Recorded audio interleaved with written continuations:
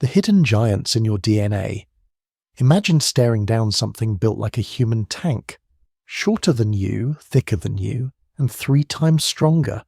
Its body isn't just tough, it's engineered to absorb trauma like a living shock absorber. It can survive injuries that would kill you instantly. And now imagine this brutal force of nature is your cousin. Meet the Neanderthals. For over 150 years they've been painted as history's biggest losers. Brutish cavemen, evolutionary dead ends, prehistoric punchline who couldn't keep up with the smarter Homo sapiens. But that story's wrong, spectacularly wrong. Because when we finally looked past the museum dioramas and dusted off the bones with 21st century tools, we didn't find the prehistoric version of a frat bro. We found something else. A biological masterpiece. A mind-blowing survivalist.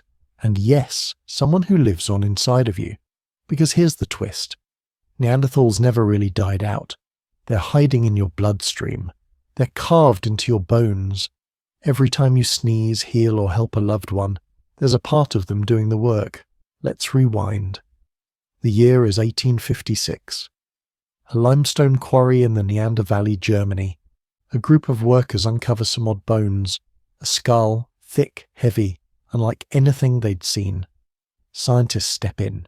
They look at the thick brow ridges, the strange proportions, the powerful limbs, and they make a snap judgment that would haunt science for over a century. This is a primitive idiot, a half-man, half-beast who got wiped out by smarter, sleeker humans. That judgment shaped everything. From textbooks to cartoons, Neanderthals were cemented as the hairy, grunting cavemen who just couldn't hack it. But stereotypes don't hold up when you start digging deeper, and boy have we been digging. Modern archaeology, genetics, and forensic anthropology have revealed a story far more complex and far more impressive. This isn't just about clearing a name, this is about rewriting human history, because Neanderthals weren't some side branch of the human family tree. They were a massive part of our own trunk. When we think of evolution, we tend to picture a clean, straight line. Chimpanzee, early human, modern human. But the reality, it's messy. It's full of zigzags, overlaps, hybrids, and most importantly, relationships. And Neanderthals weren't just neighbours. They were partners. They were lovers. And they were survivors. Let's break the biggest myth: extinction. Neanderthals did not go quietly into the cold. In fact, when modern humans migrated out of Africa roughly 60,000 years ago, they didn't just meet the Neanderthals, they mixed with them. They had children together, and those children had children, and so on. Until eventually, Neanderthal DNA spread across what would become Europe, Asia, and beyond. In 2010, the scientific world changed forever when researchers fully sequenced the Neanderthal genome. The results? If you're of non-African descent, you carry between 1 and 2% Neanderthal DNA. That's not a footnote. That's an evolutionary handshake. A permanent merger in the human blueprint. Even more surprising, some Neanderthal genes didn't just survive, they thrived. They gave us stronger immune systems, better fat metabolism, and adaptations to colder climates. In other words, we kept the best of them. Nature doesn't waste good design. And it wasn't just a one-time fling. Recent studies, including a 2024 analysis from UC Berkeley, found that this interbreeding didn't happen in one short burst. It lasted thousands of years. Neanderthals weren't a dying species looking for a last gasp. They were a population woven into ours slowly but permanently. Here's where things get poetic. We spent decades treating Neanderthals like relics, shoving them to the back of the Evolutionary Museum, laughing at their primitive ways. Meanwhile, our own bodies have been carrying their legacy like a family heirloom passed down in the dark. You might be walking around with Neanderthal genes influencing your sleep patterns, your skin's sensitivity to sunlight, your ability to fight off viral infections. Even your mood regulation, that's not prehistoric, that's personal, but it gets even wilder. Because new studies show that some Neanderthal DNA made it into sub-Saharan Africa populations as well. How? through back migration, when groups who had mixed with Neanderthals moved back into Africa, carrying that ancient DNA with them. So now the idea that any modern population is free of Neanderthal legacy? Dead. There's no escaping it. We are all, to some degree, them. And yet, despite this incredible inheritance, we still picture them as cave-dwelling morons. Why? Because they don't look like us. Because they live differently. Or maybe because accepting them as part of our story means letting go of the idea that we're the pinnacle of evolution. But that's the real point. Neanderthals weren't a mistake. They weren't a failure. They were a perfect adaptation to an unforgiving world, and in many ways were the legacy of that perfection. You don't need a time machine to meet a Neanderthal. You already have. You've met them in your reflection, in your instincts, in your immune system. The hidden giants of your DNA are no longer hidden. They were never gone. They were always waiting for us to finally understand. Biological perfection. They didn't look like us, and thank evolution for that. Because what you're looking at isn't a primitive brute. It's not some evolutionary hiccup that lost the race. It's a masterpiece. A high-performance biological machine, designed not in a lab, but in an ice age. Let's start with the silhouette. The classic museum diorama gets it all wrong. Neanderthals weren't hunched, hairy cavemen stumbling around with clubs. They stood upright, walked like us. But what set them apart was their design. They were shorter, on average about 5-6 inches for males, but don't mistake short for small. These weren't compact humans. They were stocky, barrel-chested and muscle-bound. Their bodies were wide, their limbs thick, and their bones unbelievably dense. Why? Because they were built for a war with nature. Europe 60,000 years ago wasn't just cold. It was brutal, ice age brutal, long winters, sub-zero temperatures, sparse food, dangerous megafauna. To survive there, you didn't need agility. You needed endurance and thermal efficiency. Here's where it gets scientific. According to the Smithsonian Human Origins Program, the Neanderthal body followed Bergmann's rule, a principle of biology that says animals in colder climates evolve stockier builds to conserve heat. Their wide torsos and short limbs reduce surface area relative to body mass. Translation? Less skin to lose heat from, more body to retain warmth. But evolution didn't stop at body shape. It re-engineered their faces too. Take their noses. Huge, flared, almost cartoonishly wide. These weren't just aesthetic features. They were built-in climate control systems. Research suggests that those massive nasal cavities moisturized and warmed frigid air before it ever hit their lungs. Think of it as natural central heating running 24/7. Now look higher.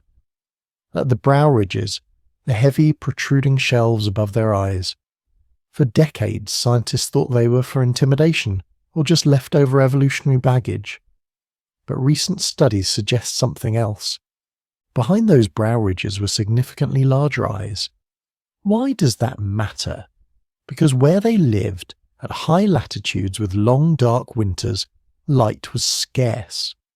To hunt, navigate and survive in those low-light conditions, they needed superior night vision.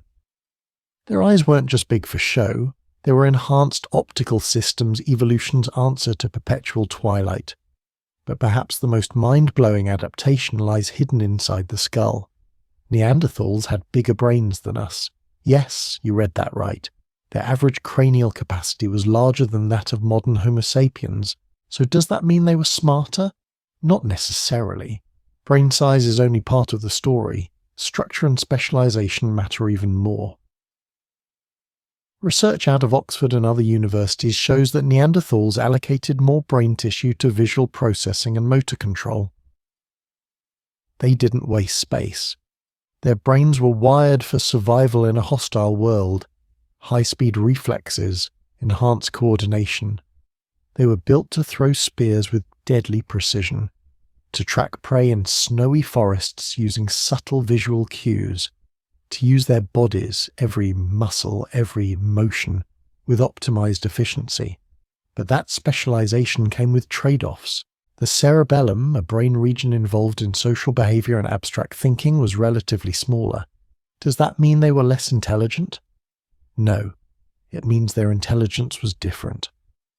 Where we evolved to thrive in complex social networks, build cities, and write poetry, Neanderthals evolved to endure cold, pain, and scarcity. They were the ultimate Ice Age survivors. And this survival-focused engineering didn't end at the skeletal level. It went deeper, down to muscle fibers and genetic code. Neanderthal bones show massive attachment points for muscle, especially in the upper body. These were not gym-built muscles. These were hard-earned, genetically reinforced, and evolutionarily tuned for raw power. Studies suggest that in terms of grip strength, torque, and explosive force, they likely outclassed modern humans by 2 to 3 times. That's not brute strength. That's biomechanical superiority. And then there's bone density. Cross-sections of Neanderthal femurs reveal a structure far thicker and denser than ours. Why? Because they were absorbing massive impact, charging megafauna, hauling prey, climbing cliffs. They weren't trying to avoid trauma. Their bodies were designed to take it. This wasn't a species that fled danger. This was a species that ran headfirst into it, got hurt, healed, and kept going. Even their teeth show adaptation. Thicker enamel, more wear, which makes sense when you're chewing tough meat, raw roots, and sometimes even hide. They weren't sipping smoothies. They were processing survival with every bite. Let's talk thermoregulation. Neanderthals didn't have Gore-Tex jackets or heated boots. Their body plan was their insulation. Combined with thick skin, high body fat percentages, and dense muscle mass, they could withstand conditions that would cause modern humans to drop in hours. They didn't just tolerate the cold, they owned it. So what do we make of all this? We tend to think of evolution as a march toward modernity, as if Homo sapiens are the final polished version of the human prototype. But Neanderthals weren't behind us. They were beside us, on a different path optimized for different challenges. They didn't build cathedrals, they didn't launch rockets, but they could have survived a glacial winter that would wipe most of us out in a week. Their biology wasn't a mistake.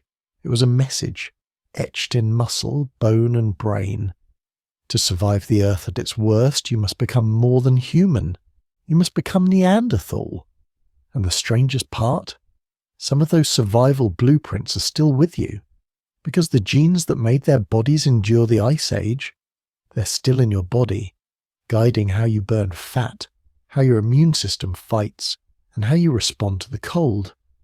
You may have never faced a woolly rhinoceros, but somewhere in your DNA is the memory of how to win, the physics of survival.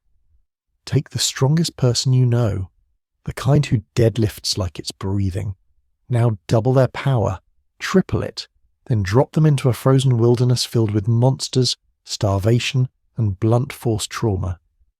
Now you're starting to understand the Neanderthal, because these weren't just survivors, they were survival incarnate, flesh and bone wrapped around evolutionary defiance. And what made them so different wasn't just what they could do, it was what they could endure. Let's start at the core. The skeleton and rear and Neanderthal bones weren't just big, they were unbreakable by design. Cross-sections of their femurs, ribs, and long bones show something modern human anatomy rarely sees.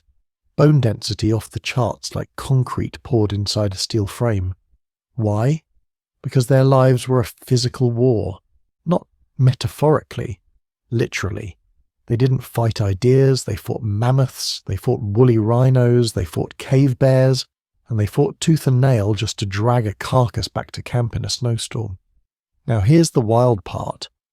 Neanderthal skeletons, studied across dozens of archaeological sites, show a staggering number of healed injuries. We're not talking sprained ankles or bruised ribs. We're talking compound fractures, crushed skulls, broken necks. And they lived. They didn't just survive these injuries, they healed sometimes over decades. Imagine getting headbutted by a half-ton bison blacking out in the snow, and then waking up a week later and going back to hunting. That was normal for a Neanderthal. Anthropologists have a name for it: rodeo rider syndrome, because the injuries Neanderthals suffered mirror what we see in modern bull riders: high-velocity impacts, head and neck trauma, blunt force compression.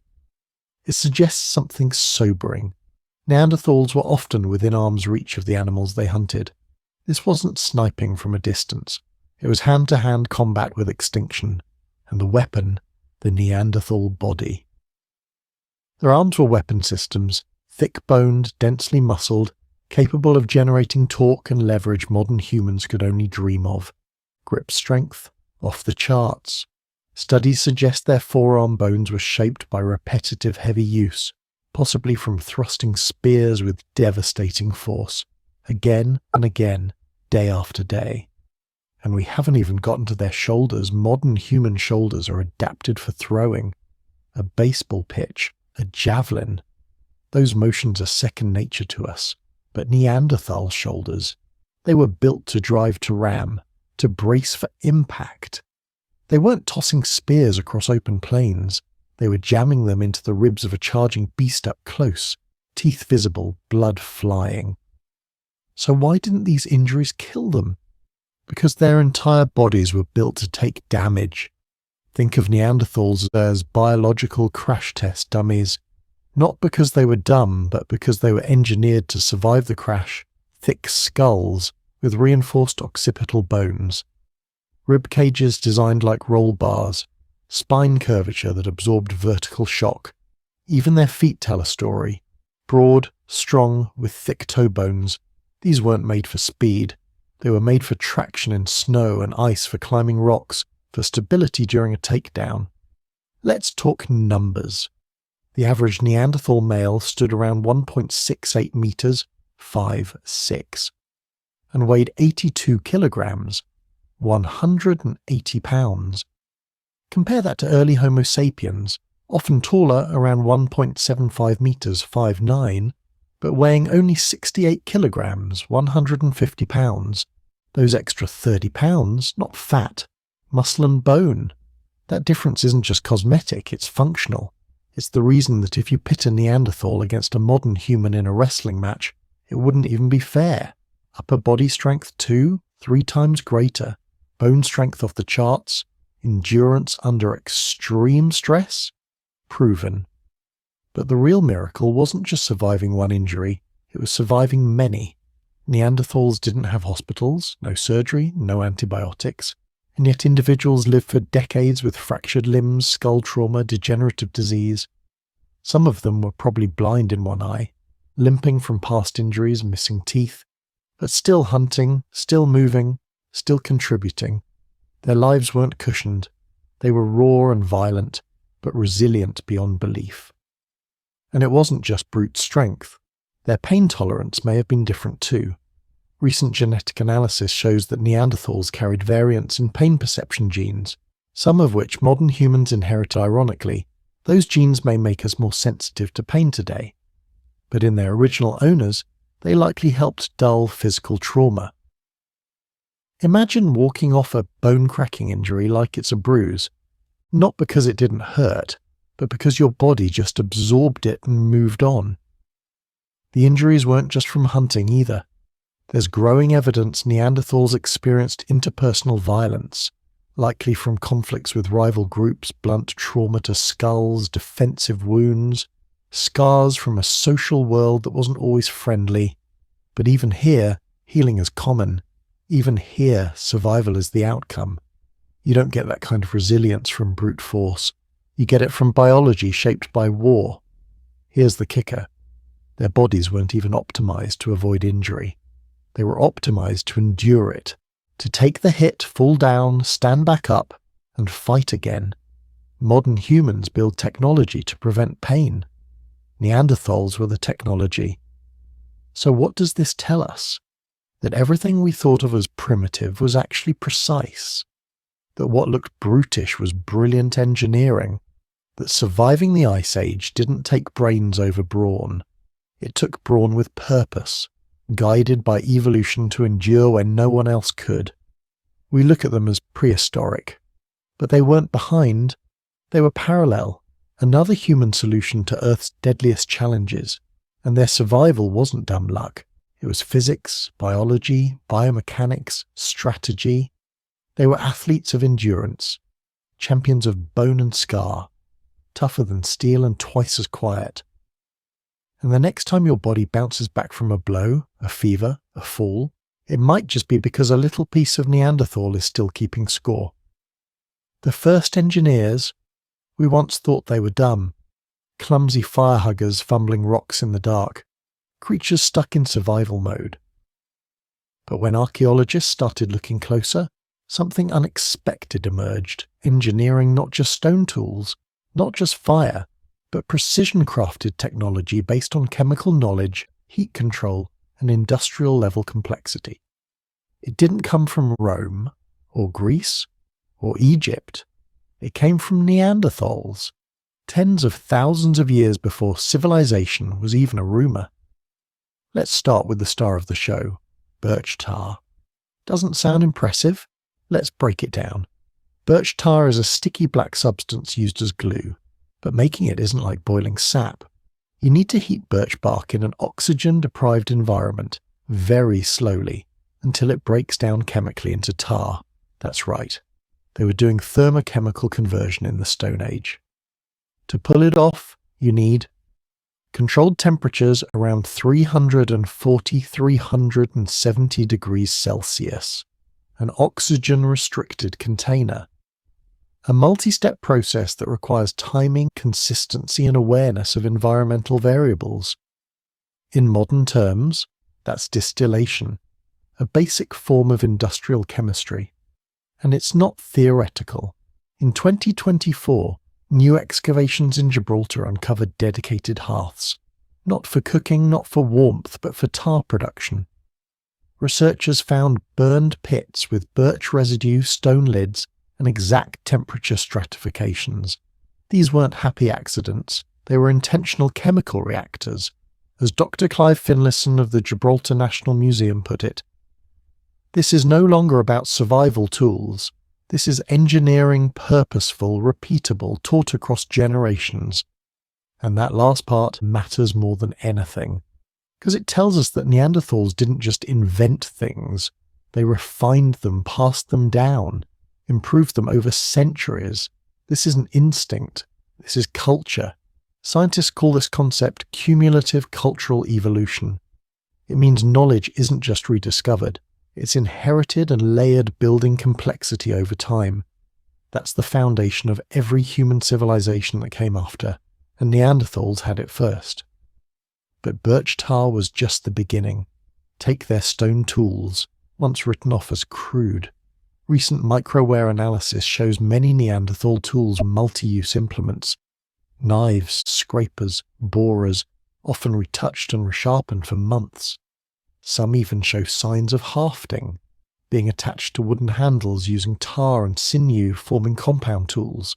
That's not just improvisation, that's modular design, like turning a blade into a Swiss Army knife. And these weren't one-offs. Similar tools have been found across Europe from France to Croatia to Siberia. Consistent, replicable designs used over millennia, a shared toolkit, a shared language of construction. But what truly rewrites the script is their fire mastery. For years, researchers debated, did Neanderthals know how to start fire? Or did they just steal it from lightning and lava? Now we know. They made it, on demand. In 2020, archaeological digs in France revealed Neanderthal fire-starting Kitzpyrite stones used to spark against sharp flint edges. The method? Striking pyrite to produce hot sparks caught on tinder made from fungus or dry moss. That's not a survival skill. That's energy manipulation. The control of fire isn't just warmth and food. It's chemistry. It's metallurgy. It's transformation. They also controlled the placement and construction of hearths. Some were built with rock rings to contain heat. Others with airflow systems to direct oxygen. Hearths in wind-exposed areas were built behind natural windbreaks or stone walls. They weren't just making fires, they were engineering environments. So why is this such a big deal?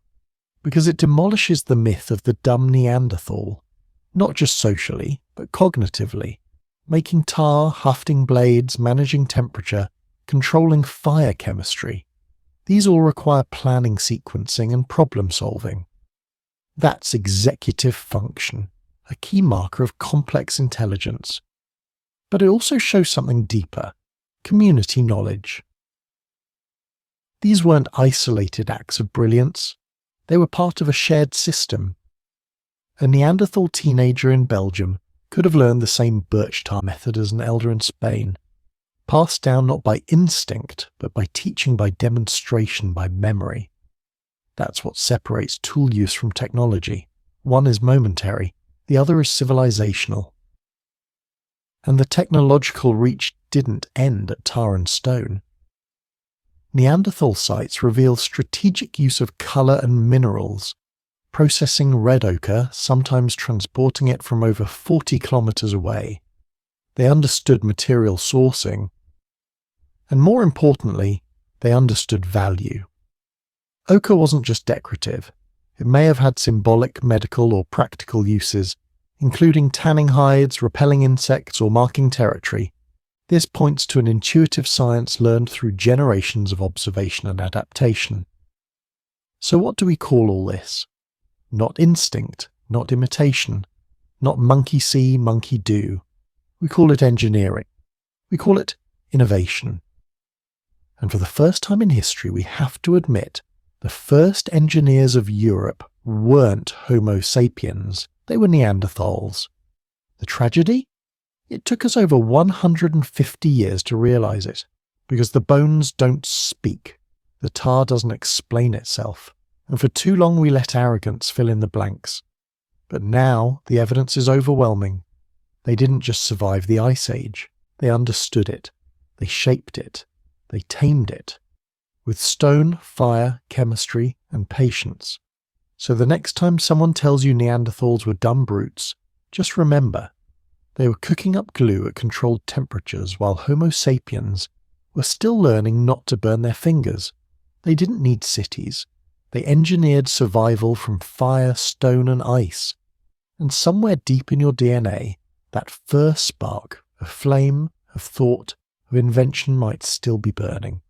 The artistic soul. You were never supposed to see them this way. They were supposed to be blunt instruments, survival machines, not soul bearers. Fire and blood, bone and brawn, but never beauty, never meaning. And yet in the deepest caves, on the darkest walls, behind centuries of sediment and skepticism, they left something behind. Not tools, not bones, but symbols. Art a glimpse into their minds, and it changes everything. For centuries we assumed that symbolic thought, the ability to represent the world through abstract symbols, images, or decorations, was uniquely human, modern human, Homo sapiens. It was supposed to be the dividing line. Us, the artists, them, the animals. But once again, the ground betrayed that arrogance. Let's start with the eagle talons.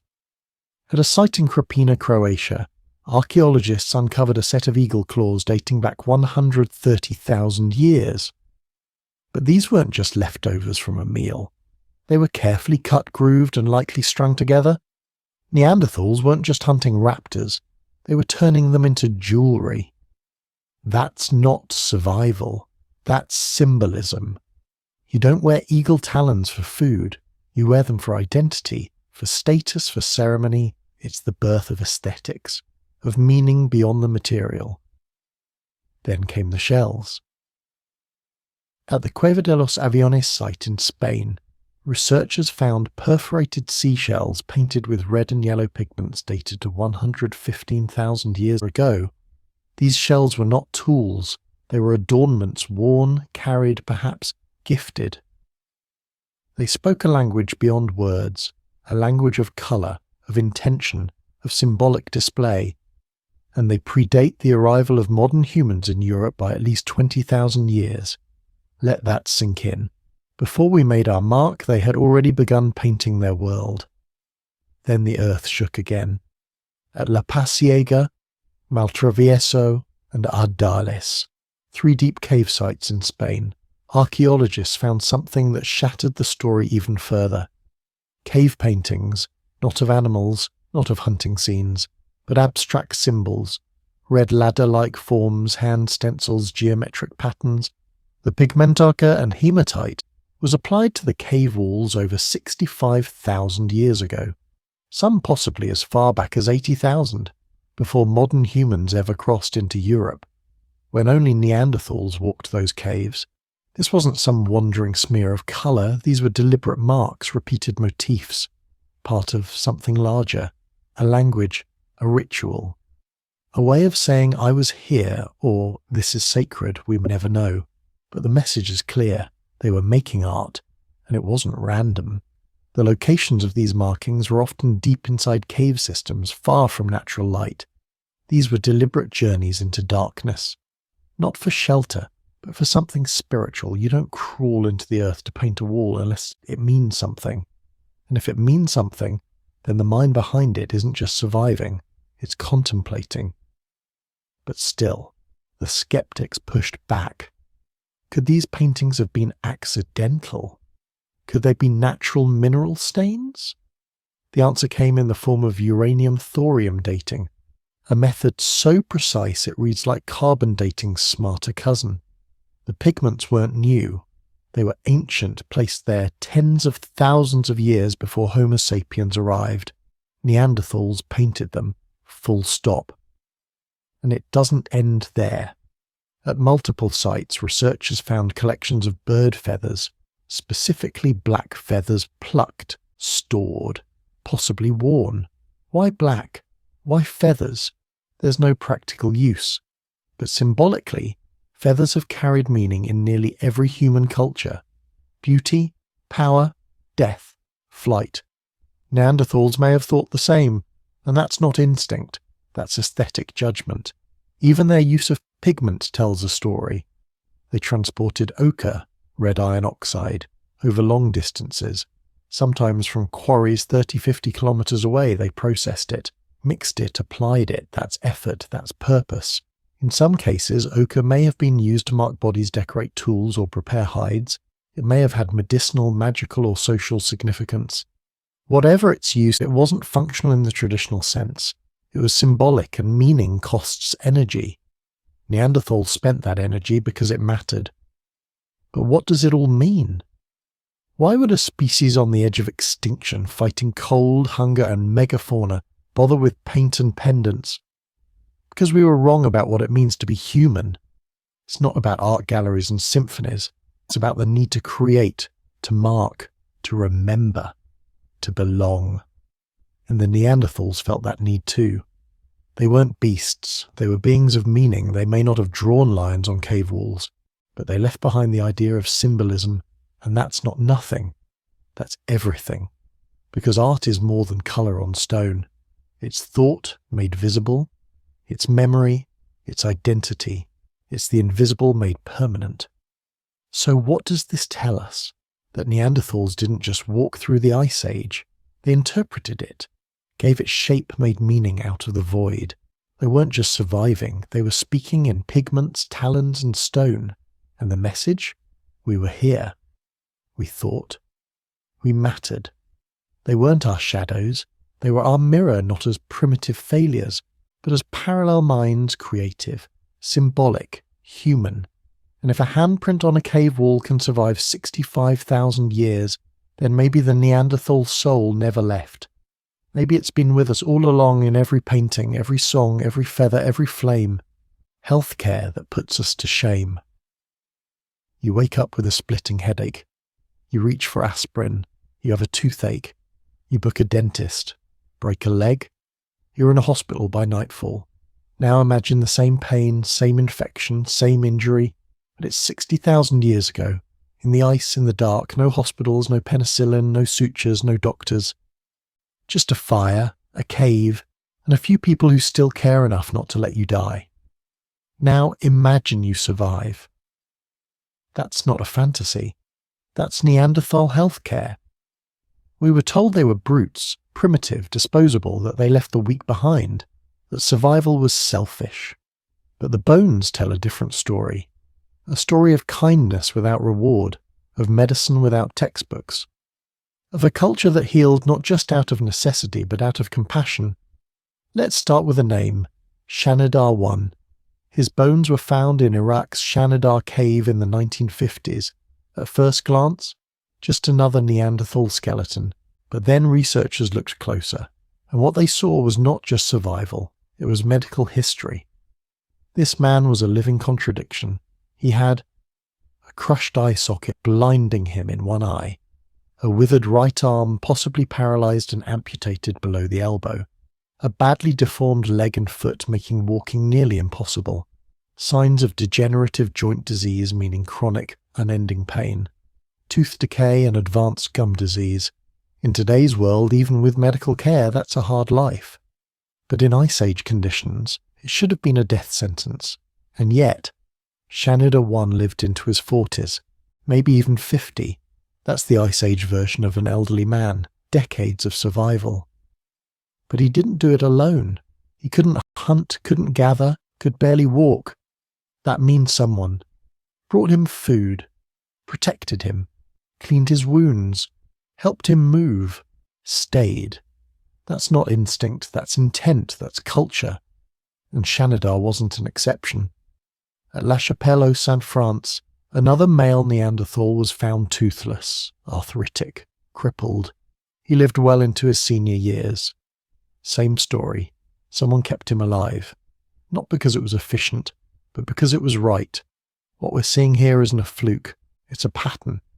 Neanderthals across Europe and Asia are showing signs of long-term injury recovery. Healed skull fractures, mended ribs, repaired femurs, chronic diseases lived with for decades. Some of them were almost certainly in pain every day, but their tribes didn't turn away. They adapted, and adaptation is survival, not just biologically, but emotionally. But this wasn't just about carrying the wounded.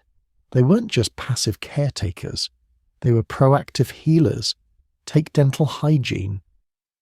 Yes, Neanderthals cleaned their teeth.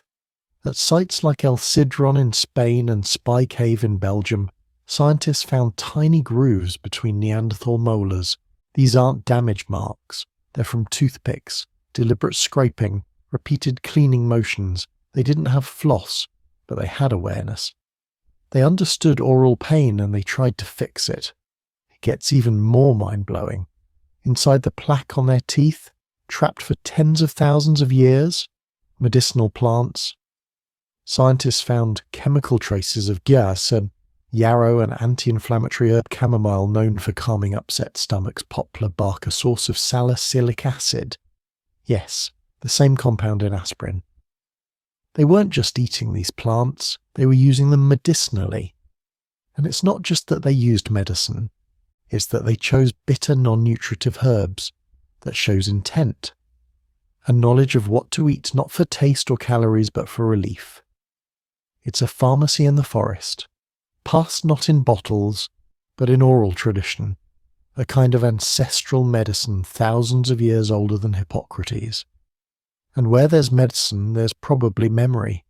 Memory of which plants helped. Memory of how to prepare them. This implies teaching instruction, maybe even demonstration. One generation caring for the next, not through genes, but through wisdom. And if that still sounds like wishful thinking, let's go back to Shanidar. In 2018, archaeologists returned to the cave and made a new discovery. Another adult skeleton, almost perfectly preserved. This one showed signs of deliberate burial. And near the bones, pollen clusters from flowers. This sparked one of the biggest debates in paleoanthropology. Did Neanderthals bury their dead with flowers? If they did, it would be the oldest funeral ritual in human history, a quiet moment of grief, in a world of cold, of danger, of death. But even without the flowers, we have proof they buried their dead intentionally positioned carefully, covered, protected. That's not disposal, that's ritual, and ritual means meaning. What emerges isn't just a species that healed wounds, it's a species that acknowledged suffering. Not just physically, but spiritually. The wounded didn't disappear. The elderly weren't cast out, they were part of the group. They were part of the story. And that brings us to a bigger question. Why? Why waste resources on someone who can't contribute? Why feed a mouth that brings nothing back? Why stop for the fallen? Because they understood something we forget. Survival isn't always about speed. It's about unity, memory, compassion, and maybe, just maybe, keeping the injured alive wasn't a burden. It was a strategy.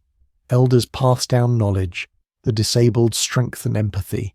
The group becomes more than a pack. It becomes a family. This kind of care comes at a cost. Food, time, risk, attention. But Neanderthals paid that cost. Again and again. And the reward? Longer lives, deeper bonds, a culture shaped not by cruelty, but by care. So maybe primitive is the wrong word, because while Homo sapiens were still struggling to survive, Neanderthals were out there, making fire, crafting tools, brewing ancient painkillers, and keeping each other alive not because they had to, but because they chose to. So the next time you reach for ibuprofen, or call a nurse, or visit a loved one in pain, know this, that instinct to heal, it didn't start with modern medicine. It started in a cave, around a fire, with a hand reaching out in the dark to say, "I've got you, you're not alone." Could they speak? Imagine standing face to face with a Neanderthal. Thick brow, wide nose, eyes like deep amber stones, their breath forming a fog in the freezing air. Now imagine they open their mouth, and they speak not a grunt, not a snarl, not some guttural noise we like to paint on museum walls, but words, structured, deliberate, human. Would you understand them? Would they understand you? The answer might change everything you thought you knew about what it means to be human. For over a century we were told Neanderthals couldn't speak, that they lacked the brains, the anatomy, the social need. That language was our thing, the final evolutionary crown, our sacred tool for storytelling, lore and lies. And Neanderthals, they were left out of the conversation, literally. But recent science has dug into the dirt of our arrogance and found something extraordinary. The evidence is mounting. The question isn't could they speak, it's more like how much of their voice still lives in ours. Let's start with the body. If you want to speak, your throat has to cooperate. And for decades researchers assumed it didn't, that Neanderthals had a high larynx limiting their vocal range, that they couldn't produce vowels like A, E, I, O, U, that their voices were basic, primitive. But that theory, based on outdated reconstructions, bad models, faulty assumptions. Then in 1983 something changed. A hyoid bone was discovered in Israel's Kebra cave, perfectly preserved. And it wasn't from a human. It was from a Neanderthal. Now the hyoid is tiny, no bigger than a walnut, but it's the linchpin of speech. It anchors the tongue, supports the voice box, acts as a critical hinge in our ability to articulate sound, and this Neanderthal hyoid, it looked almost identical to ours, not just in shape but in placement. Further analysis in 2008 using high-resolution 3D modelling confirmed it. Their hyoid could have functioned just like ours mechanically. They had the hardware, so if their throat could talk, what about their brain? Enter the neuroanatomy of speech. Modern language isn't just about making sounds, it's about processing them, shaping them, sequencing them. Two regions in your brain are crucial: Broca's area, speech production, and Wernicke's area, language comprehension. These areas leave indirect traces on the inner surface of the skull, and in multiple fossil samples, Neanderthals showed expanded regions comparable to modern humans. They had the neurological real estate, and then there's genetics. In 2010, a breakthrough cracked the code, literally. The Neanderthal genome was sequenced, and scientists found something shocking. They had the FOXP2 gene. This gene is often called the language gene. In humans, a mutation of FOXP2 leads to profound difficulties in forming coherent speech. It's essential for spoken language. Neanderthals didn't just have FOXP2, they had the same modern human version. This wasn't some ancient relic, this was fully functional speech wiring. So let's put it all together. They had the vocal apparatus, they had the brain structures, they had the genetic foundation. So, what does that tell us? That Neanderthals could almost certainly speak. But now comes the deeper mystery. What did they say? Let's be careful. Just because they could speak doesn't mean they spoke like us. Language isn't binary, it's a spectrum, and the Neanderthal mind was wired differently. Studies show their occipital and parietal lobes were larger, linked to visual and spatial processing. They had larger optic nerves, possibly prioritizing sight over abstract thought, and their cerebellums smaller than ours. That matters. The cerebellum isn't just about balance. It plays a key role in language fluidity, social cognition, and creative metaphor. So, while they may have spoken, they might have lacked symbolic complexity. Fewer metaphors, less sarcasm, more literal, more grounded. Language like a tool, not an art. They may not have had poetry, but they almost certainly had names, warnings, instructions, maybe even songs. There's another clue hidden in their social behaviour. Neanderthals cared for the injured, buried their dead, possibly used pigments and feathers for ritual. These acts require memory. Tradition transmission, and where there is cultural transmission, there is often language, not just mimicry, but explanation. Narrative, meaning passed through sound. If you can teach your children which plant heals, which animal track to follow, which cave to avoid in the rainy season, you're speaking. Now let's bring in the most human element of all, love. Researchers argue that long-term caregiving, the kind seen in Neanderthal populations, requires emotional nuance, the ability to soothe, to comfort, to connect. And you don't do that with grunts. You do it with voice. A mother whispering reassurance, a brother calling out across a forest, a dying elder telling a final tale. These aren't instincts, they're intimacies, and intimacy breeds language. There's one more clue. You, if you're of non-African descent, between 1–2% of your DNA is Neanderthal, and some of those genes, linked to neurological development, synaptic plasticity, language acquisition. Neanderthal genes have been found in parts of the human genome associated with speech and learning. They're not just in your bones, they're in your voice, which means when you speak, when you tell a story, sing a lullaby, whisper to someone you love. You might be echoing something ancient, something glacial, something that once drifted across frozen valleys and melted hearts in the coldest caves. So, could they speak? Not just yes, but powerfully, maybe not in Shakespearean sonnets, but in the way that mattered most, to connect, to teach, to remember, and in that, they weren't so different from us. Or maybe we're not so different from them. We are them. Look in the mirror. Go ahead. Focus on the curve of your nose, the shape of your brow, the texture of your hair, the colour of your skin. Now ask yourself, who's looking back at you? You'd say a human, a Homo sapiens, modern specimen. But you're only half right, because staring back from behind your own eyes is the ghost of another species, not extinct, not gone, but hidden, Neanderthal. For centuries we believed we'd won, that Homo sapiens outcompeted the Neanderthals, that we wiped them out, overpowered them, outthought them, erased them from history like a footnote on the edge of extinction. But the truth, it's far more intimate, far more uncomfortable. We didn't kill them all. We slept with them. Let's rewind 50,000 years. Modern humans are pushing out of Africa, moving north into Eurasia. Cold winds, woolly mammoths, unknown terrain. And there, waiting in the caves and forests of Europe, were the Neanderthals.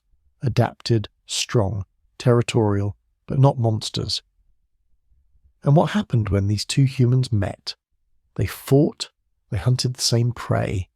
They may have even competed for the same caves. But they also did something far more telling, something biological. They interbred. And it didn't just happen once.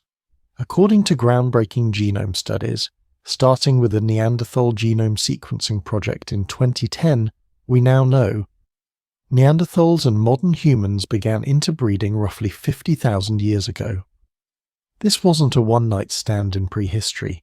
It lasted over 7,000 years, multiple encounters, multiple regions, multiple lineages. The evidence is in your blood. If your ancestry traces outside sub-Saharan Africa, you carry between 1 to 2% Neanderthal DNA. That means every breath you take, every emotion you feel, every cell in your body carries the ancient echoes of another species. Not a cousin from the family tree, but part of the roots. The phrase "they're extinct" needs a rewrite. They didn't vanish. They merged. They're not fossils under your feet, they're foundations under your skin. Let's talk about the genes themselves. This wasn't just a genetic accident. This was adaptive inheritance. In other words, Neanderthal DNA helped us survive. Research published in Nature Science and Cell has uncovered hundreds of gene variants passed from Neanderthals into modern humans, and these aren't useless leftovers. They're upgrades. Here's just a few. 1. Immunity boosters. Some Neanderthal genes affect TLR receptors, key elements in your innate immune system. These genes made us more resilient to viruses, bacteria, and other pathogens in Eurasian environments. When modern humans entered Europe, they faced an alien microbial world, Neanderthal DNA. It was the key to unlocking survival. 2. Skin and hair adaptations. Pigmentation genes from Neanderthals influence skin tone, freckling, and hair color. Why? Because northern latitudes don't get as much sun, and melanin production affects vitamin D synthesis. So Neanderthal genes may have helped early humans adapt to lower UV environments faster. Blonde hair, red hair, pale skin, they may not come from sapiens at all. They may be Neanderthal legacy traits. 3. Fat metabolism and cold resistance. Variants tied to fat storage, energy use, and body temperature regulation have been traced to Neanderthal DNA. These aren't just aesthetic changes, they're thermodynamic armor. When you shiver and stay warm, when your body retains heat in the cold, you're using an ancient code refined by a species that lived through multiple ice ages. But it's not all upside. There are shadows in this inheritance. Some Neanderthal variants are associated with type 2 diabetes, depression, addiction, lupus, celiac disease, nicotine dependency. Why? Because genes don't evolve in a vacuum. What helped survive the Pleistocene might not help survive the supermarket aisle. These are adaptive trade-offs. Evolution isn't about perfection. It's about good enough for long enough. Neanderthal DNA gave us tools, but it came with costs. And those costs still echo in modern medicine. Now here's the twist no one saw coming. Even populations in sub-Saharan Africa, long believed to have zero Neanderthal ancestry, show traces of Neanderthal DNA. How? Through back migration. Modern humans with Neanderthal ancestry moved back into Africa tens of thousands of years ago, mixing again and reseeding the genome. This means the Neanderthal story is not isolated, not regional, it's global. Neanderthals didn't die in Europe, they spread through all of us. But maybe the most haunting part of this inheritance is emotional, because if Neanderthals are in our DNA, and they're not a them, they're in us. That reflex to nurture the injured, that instinct to gather around fire, to speak, to remember, to bury your dead with flowers, that came from them too. They didn't just give us stronger bones or sharper immune systems, they gave us pieces of ourselves, the quiet ones, the wounded ones, the ones who stayed behind to carry the broken. They're in your shadow. Every act of resilience, that's a Neanderthal whisper. Every time you survive something brutal and keep walking, that's their strength humming in your blood.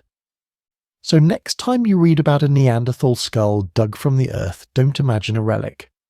Imagine a relative not gone, just merged. And if you're tempted to see the past as linear sapiens replacing Neanderthals, humans replacing primitives, remember this. The truth of human evolution isn't a clean ladder. It's a web of firelight and blood, of gene flows and shared meals, of enemies becoming lovers and rivals becoming ancestors. We didn't outcompete the Neanderthals. We became them, and maybe the reason we rose is because they lifted us, when perfection wasn't enough. Imagine a species engineered by evolution to survive the worst the planet could throw at it. Bulletproof bones, thermal regulating faces, toolmakers, artists, healers. Neanderthals were the ultimate survivors until suddenly they weren't.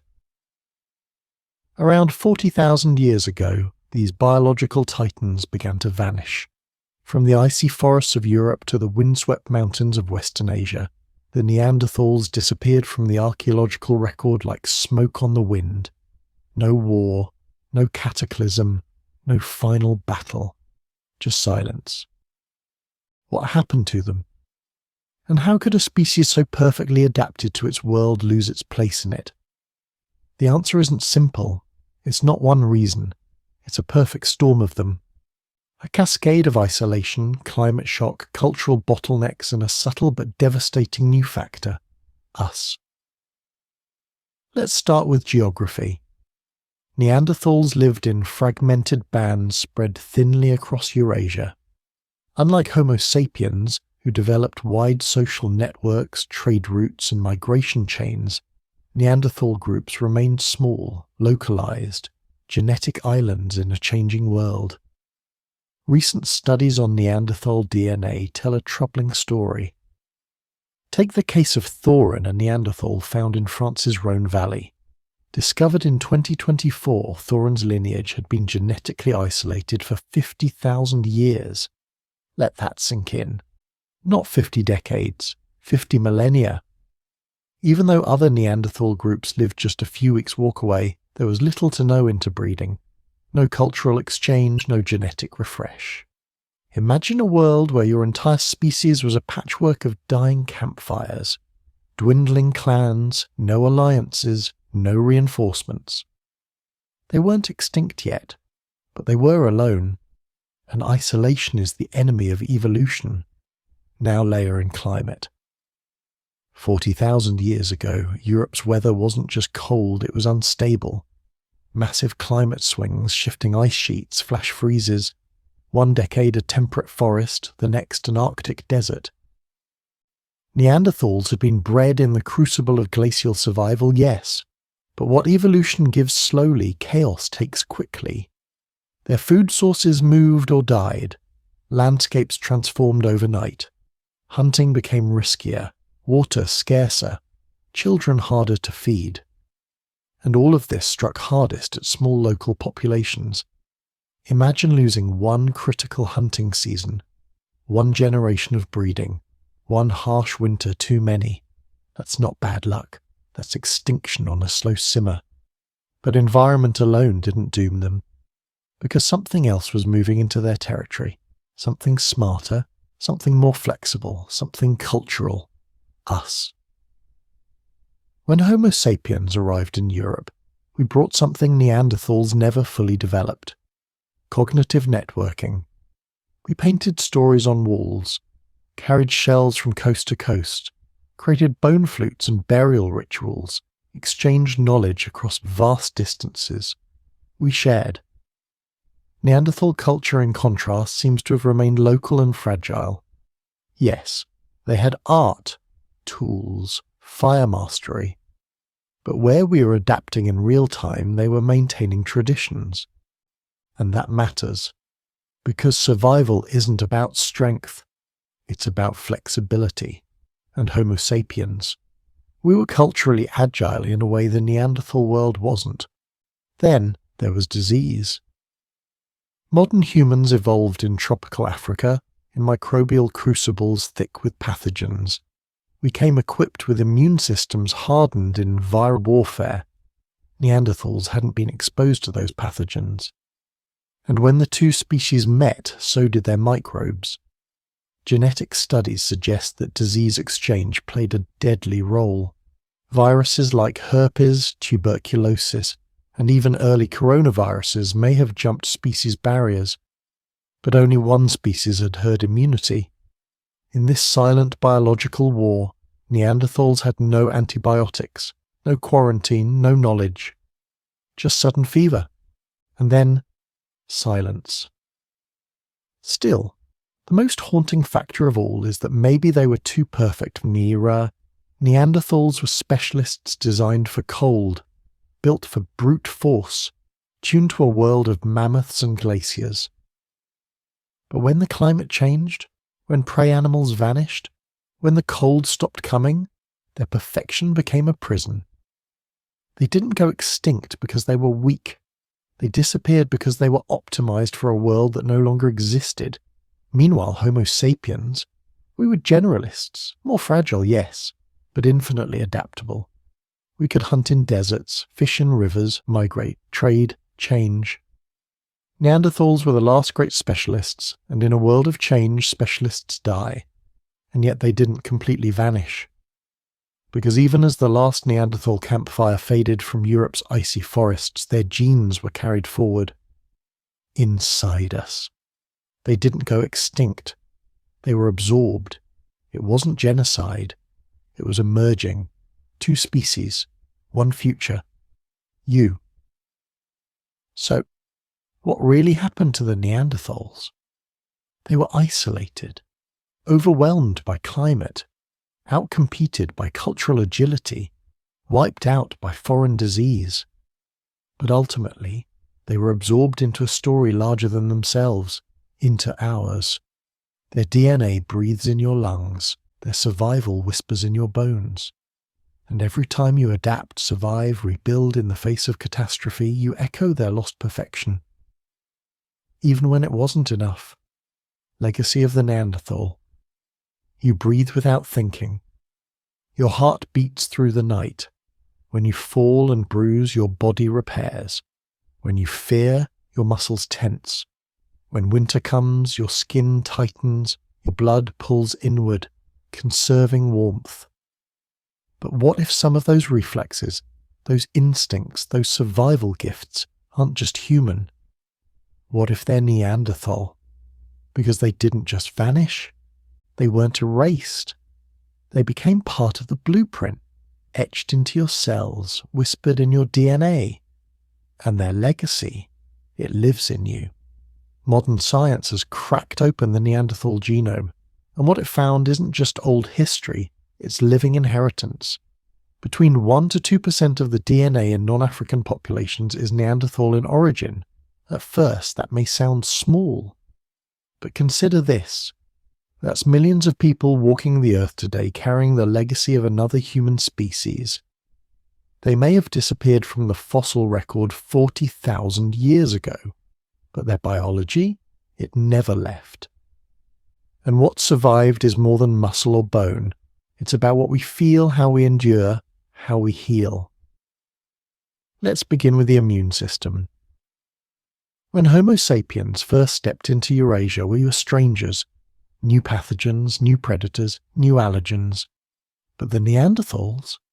They'd already spent hundreds of thousands of years adapting to this unforgiving land. And when our species mingled, interbred, we didn't just trade genes, we traded tools for survival. Neanderthal variants of toll-like receptors, TLRs, proteins that detect harmful microbes and trigger immune responses, made their way into our genome. These weren't trivial upgrades. They bolstered human resistance to bacterial infections, viruses, and even skin diseases. Your ability to shake off the flu, to fight off a strange rash, to survive childhood illness. That might be Neanderthal code running silently in your cells. But the legacy isn't only in disease resistance. Neanderthals were champions of endurance. Their muscular frames, their dense bones, their oxygen-efficient nasal structures, all sculpted by Ice Age winters and megafauna hunts. Some of those traits didn't disappear. Modern studies link certain Neanderthal genes to physical performance including muscle growth, bone density, and pain sensitivity. They weren't designed to be sprinters. They were built to last, to suffer injury and keep moving, to endure long winters, long hunts, long healing. Today, some endurance athletes, especially those of Eurasian descent, may unknowingly carry Neanderthal variants that enhance stamina and oxygen utilization. Your late-night run, your gym repetition, your hike through altitude, you may be echoing a Neanderthal's ancient resilience. And then there's compassion, the quiet, controversial inheritance. Science has always struggled to quantify empathy, but archaeology has not. Shanidar 1. A Neanderthal man discovered in Iraq's Shanidar cave lived through trauma that should have killed him. Blind in one eye, withered arm, crippled leg, advanced joint disease. And yet, he lived to an advanced age. Someone cared for him, fed him, protected him, carried him. That level of community care? It wasn't robotic. It was deliberate. Studies today suggest that many Neanderthal groups practiced extended caregiving. They understood injury, understood aging. They didn't abandon the weak. So when we show compassion, when we nurse the sick, cradle the dying, comfort the wounded, we're not rising above our animal nature. We might be remembering it, remembering them. Neanderthal genes also influence our psychological wiring. Certain inherited variants affect mood regulation, circadian rhythm, stress response, and even neurological connectivity. Some of us are more prone to depression or anxiety, others more vigilant, more reactive to threat. Is that dysfunction, or is it ancient defense? In a hostile Ice Age world, emotional reactivity wasn't a weakness, it was a survival instinct. Your late-night spiral, your sudden dread, your hyper-awareness in a dark alley, it may be echoes of an ancient brain scanning saber-toothed shadows and blizzards in the distance. Evolution doesn't care if you're happy. It cares if you survive. But not all legacies are welcome. Neanderthal genes are also linked to modern health risks: celiac disease, type 2 diabetes, nicotine addiction, autoimmune disorders. Why? Because what helped in one context may hurt in another. A gene that aided fat storage during scarcity might contribute to obesity and abundance. A hypervigilant immune system, once perfect for battling infections, might now attack the body itself. These aren't flaws, they're evolutionary trade-offs. Your biology isn't built for comfort, it's built for emergency. And then there's the face in the mirror. That subtle ridge above your eyes, the way your nose curves or widens, the texture of your hair, the way your skin reacts to sunlight. These can all carry traces of Neanderthal ancestry. Some modern populations inherited Neanderthal variants influencing skin pigmentation and keratin production, affecting hair texture and thickness.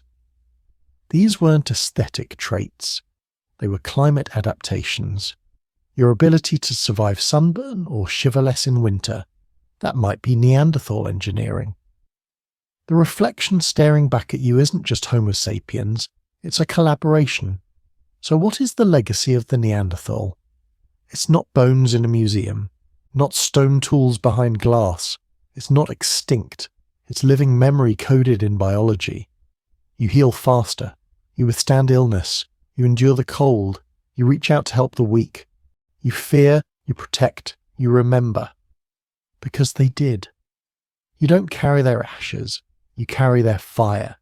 And every time you do something hard, something painful, selfless, enduring, you're not rising above evolution. You're channeling its masterpiece. The Neanderthals never left. They became us. Life in a frozen world. Imagine waking up each morning with frost stiffening your hair, the wind outside your cave howling like a dying animal. Your breath hangs in the air like smoke. Ice crystals cling to the edges of your fur cloak. This isn't a seasonal cold snap. This is your life. Welcome to Ice Age Europe. A continent carved by glaciers, pounded by blizzards, and shaped by extremes. And yet, for over 300,000 years, the Neanderthals didn't just survive here, they thrived. They weren't visitors to this frozen domain. They were its masters. Between 400,000 and 40,000 years ago, Europe was a continent caught in a deep freeze.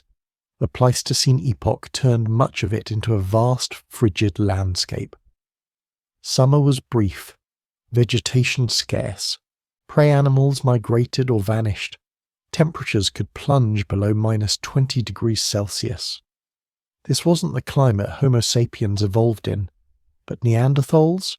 They were forged in this frozen crucible. Their bodies told the story. Shorter limbs, stockier frames, massive rib cages, barrel chests, all biological responses to preserve core heat. Think thermodynamic efficiency built into bone. According to studies by the Smithsonian and the Max Planck Institute, their body plan minimized surface area relative to volume. A golden rule of cold weather survival. More compact, less heat lost. But it wasn't just their bodies. Neanderthals adapted their entire way of life to the Ice Age. They built shelters using stone, mammoth bones, and wood, often within natural caves, which offered insulation and protection from the wind. At the Abric Romani site in Spain, excavations revealed layers of fire pits, bone arrangements, and stone tools, evidence of organized, seasonally occupied shelters used for tens of thousands of years. These weren't temporary camps, they were homes. Some shelters were partially dug into the ground, reducing wind exposure and holding warmth from fires. They placed rocks in circular patterns, possibly tent frames or wind barriers. They weren't just enduring the cold, they were engineering against it. Then there was fire, the Neanderthals' silent ally. More than heat, fire meant control. They mastered fire-making long before Homo sapiens entered Europe. They built hearths, placed stones to retain warmth, used fire for cooking, lighting, and possibly even insect control. At sites like Grotte du Renne in France and Bruniquel Cave, we see evidence of complex fire usage going back over 170,000 years. These weren't accidental flames. These were rituals of survival. Fire turned meat into digestible calories. It turned frozen nights into bearable ones. It turned caves into sanctuaries. Then comes clothing. While no physical garments survive, indirect evidence paints a compelling picture. They used animal hides for warmth. Flint tools show microscopic wear patterns consistent with hide scraping, and bone tools, possibly awls or punches, suggest hide working and even rudimentary tailoring. Some researchers believe Neanderthals may have sewn together furs using sinew and bone needles, although this remains debated. But one thing is certain, they didn't walk through Ice Age Europe naked and afraid. They were dressed for the occasion. And they had to be, because they hunted in the kind of weather that makes your teeth ache. Woolly rhinoceros, mammoth, steppe bison. Neanderthals weren't scavengers. They were apex predators operating in brutally cold, windswept plains. How do we know? Because isotope analysis of their bones reveals a hypercarnivorous diet, on par with polar bears and wolves. They weren't surviving off berries. They were taking down Ice Age giants. In sub-zero conditions, with stone tools, let that sink in. But even with fire, shelter, and meat, the cold always bites. So Neanderthals developed seasonal strategies. They migrated in short cycles, micro-migrations, between known territories. They understood animal patterns, followed herds, stored knowledge of terrain and weather cycles. Archaeological layers show repeated patterned occupation of the same caves over thousands of years. They knew where the sun hit first, where the wind howled worst, where water froze last. They weren't wandering, they were navigating a familiar map of survival. But there's a deeper layer to this adaptation. mental resilience. You can engineer shelter. You can build fire. But you still have to wake up and fight the next day. Through months of darkness. Through ice storms and hunger. Through the death of children and the silence of snowfall. This wasn't just physical toughness. It was psychological grit. The ability to endure monotony, scarcity, isolation to stay alert. To cooperate. To heal. We see it in their injuries, in the healed fractures, the survival of elders, the communal care of the sick. They didn't give up. They hunkered down. And they did it not for decades, but for hundreds of thousands of years. Today, we marvel at explorers crossing Antarctica, climbers scaling frozen peaks. But those are rare feats. For Neanderthals, that was just life. They didn't wait for spring. They built entire civilizations in winter, and we carry that legacy. When you shiver, but keep moving. When you bundle your child in warmth. When you grit your teeth through the storm. That's not just instinct, it's ancestry. Neanderthals weren't cave-dwelling brutes trembling in fear of snow. They were ice-hardened engineers of survival.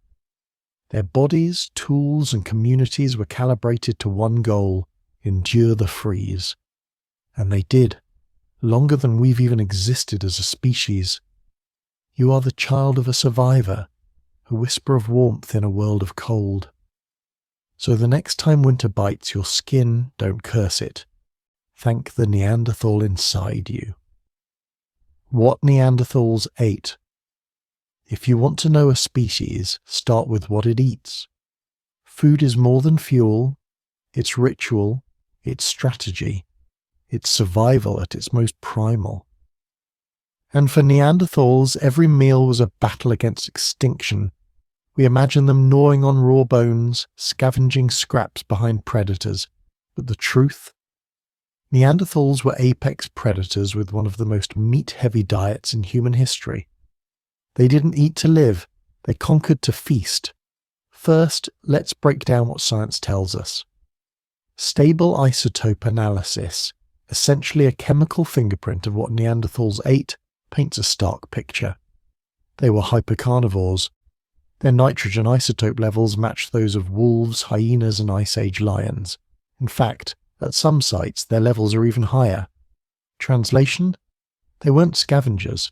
They were top-level hunters, and their prey wasn't small. They regularly hunted and consumed megafauna. Woolly mammoth, woolly rhinoceros, giant elk, steppe bison, wild horses. These weren't rabbits and squirrels.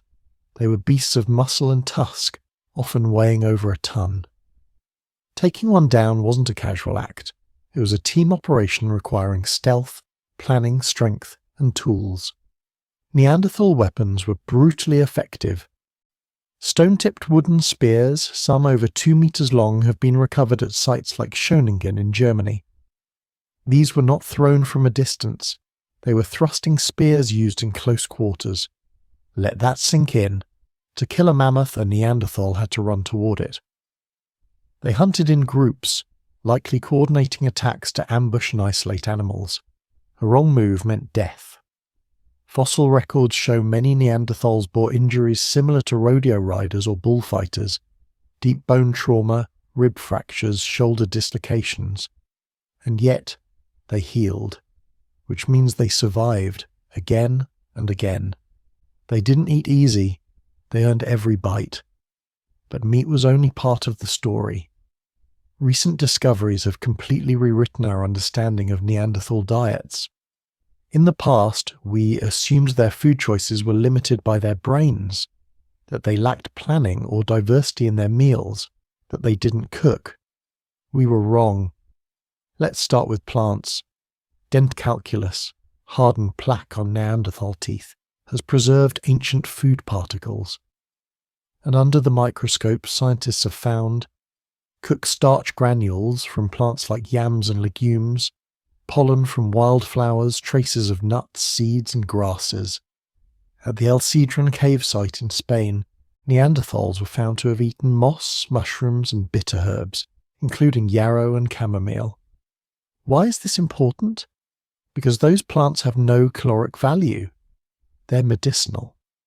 These weren't random foraging accidents, they were choices. Cooking? Confirmed. Multiple sites across Europe show evidence of charred plant remains near hearths, burn patterns that suggest intentional roasting or boiling. Cooking makes food easier to chew, more digestible and safer to eat. It breaks down toxins and enhances caloric return. Neanderthals knew this. They weren't choking down raw meat. They were roasting marrow, steaming tubers, grilling haunches of game. They understood flavour, texture and preparation. Not by accident, but by tradition. But perhaps the most astonishing part of the Neanderthal diet wasn't just what they ate, it was when and how they ate it.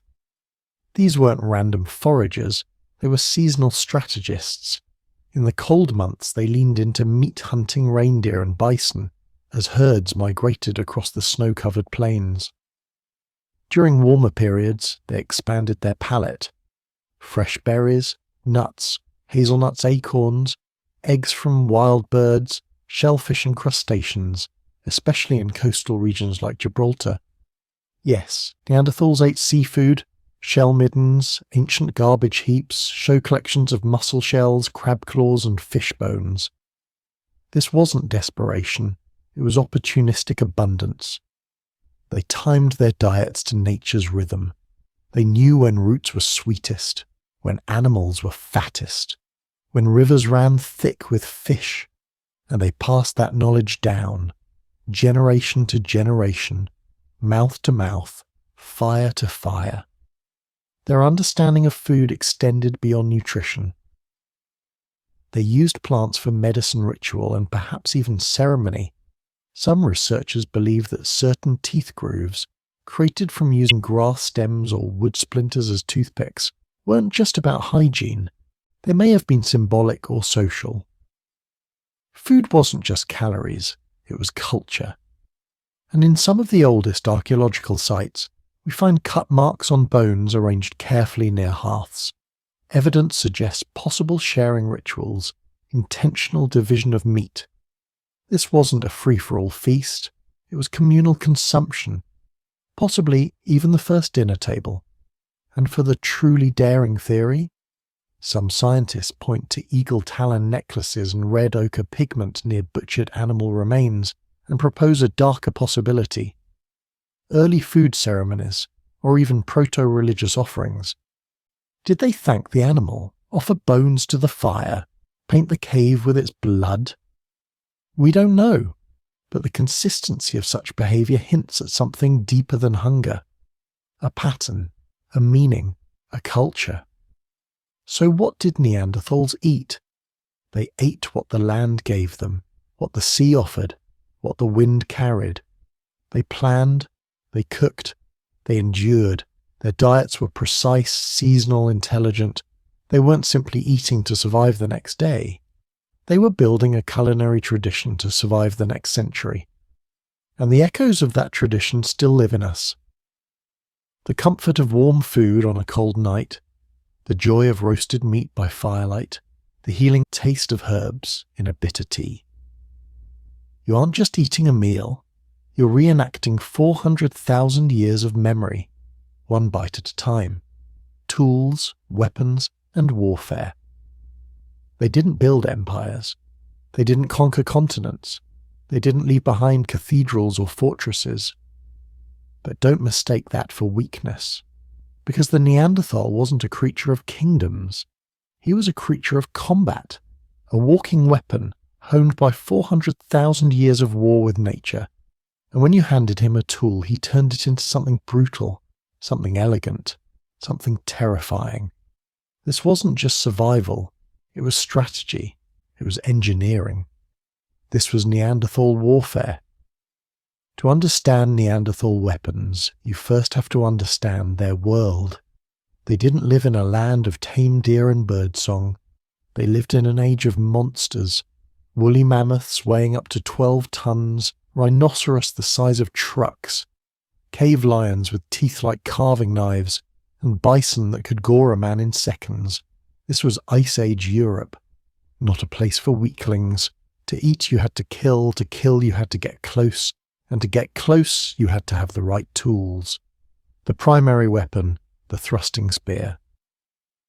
For years we mocked their weapons, called them primitive, basic, inefficient. But recent discoveries have forced us to change our tune. Neanderthals didn't just use spears, they crafted them with surgical precision. The Mousterian toolkit, named after the site of Le Moustier in France, is the signature of Neanderthal craftsmanship. Their stone points weren't chipped randomly.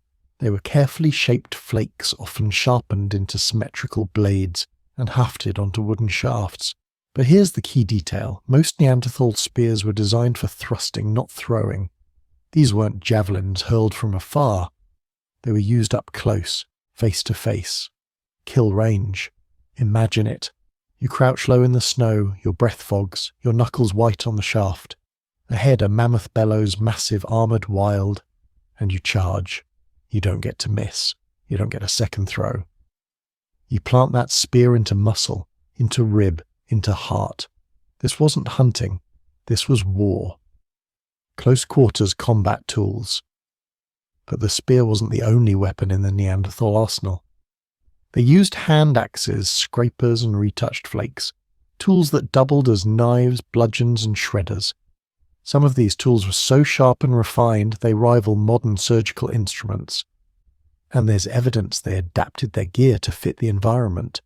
In forested areas where throwing was useless and line of sight was short, they used ambush tactics, waiting behind trees, rocks and snowbanks.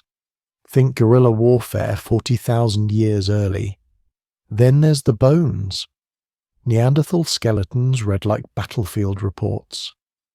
Healed fractures to the forearm, shoulders, skulls. The kind of trauma consistent with close combat. Studies show injury patterns identical to modern rodeo riders. People who regularly wrestle animals 5 times their size. What does that tell us? That Neanderthals weren't throwing rocks from afar. They were wading into the kill zone, the strategy behind the brute. This wasn't reckless bravado. It was evolutionary necessity. Neanderthals hunted animals that moved in herds, big, fast, deadly herds. If they didn't bring one down, their clan didn't eat. There were no supermarkets, no do-overs. So they developed team-based hunting strategies. They would coordinate in circle drive animals into ravines, ambush them at water sources, funnel them into kill zones. This required planning, communication, patience. These weren't dumb brutes swinging clubs. They were military tacticians with Stone Age hardware, evidence from spear tips and wound trajectories. Archaeologists have found stone points embedded in the bones of massive Ice Age prey. In Germany, a 300,000-year-old wooden spear was found at Schöningen. So finely balanced it's been called the Ice Age javelin. It predates Homo sapiens entirely. But what makes this remarkable is the precision of the strike. The spear was weighted to fly or thrust with intentional control. In other sites like Le Côte de Saint-Brelade in Jersey, mammoth bones have been found at the base of ancient cliffs, implying they were driven over the edge in mass hunts. This wasn't brute instinct, it was logistics. Did they use traps? Possibly. Recent studies suggest Neanderthals may have built pitfall traps, wooden snares, and rudimentary corrals. At sites like La Folie in France, deep post holes have been found in deliberate arrangements, possibly the remains of animal enclosures. And at the site of La Roselle, over 250 fossilized Neanderthal footprints were found, evidence of group coordination on the move. If Neanderthals were using terrain to their advantage, that's not instinct, that's tactical engineering, weapons that weren't meant for hunting. And what about weapons meant for something else? For each other. There's no clear-cut evidence of Neanderthal warfare like we see in later humans, but your healed fractures, cranial trauma, and spear wounds hint at intragroup violence. A 2020 study of a Neanderthal child's remains in France revealed a blunt force trauma to the skull. Deliberate, fatal, and not from an animal. Sometimes the biggest danger in the cave was another cave dweller, innovation in tool materials. Neanderthals weren't content with just flint and stone. They used bone tools, antler scrapers, and even manganese oxide blocks, possibly to create friction and heat for fires, or even to use as body pigment. They understood material properties, hardness, flake predictability, heat resistance. At the Grotte du Renne site in France, artifacts show possible signs of hafting, the process of attaching stone tools to wooden handles using resin, sinew, or birch tar. This requires multi-step planning and cumulative knowledge. Weapon making wasn't just necessity, it was tradition passed down, refined, remembered. The cost of every battle. The weapons may have been effective, but they came at a cost.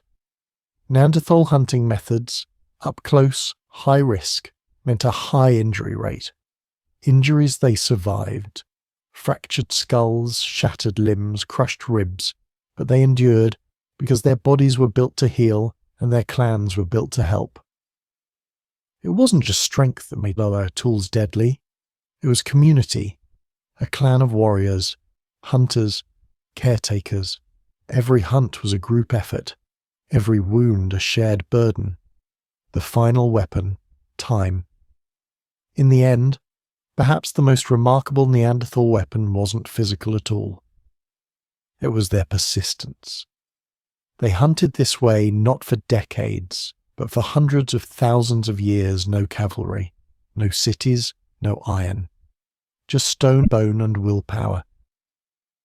They mastered Ice Age Europe with the technology they had, and when it wasn't enough, they made it better.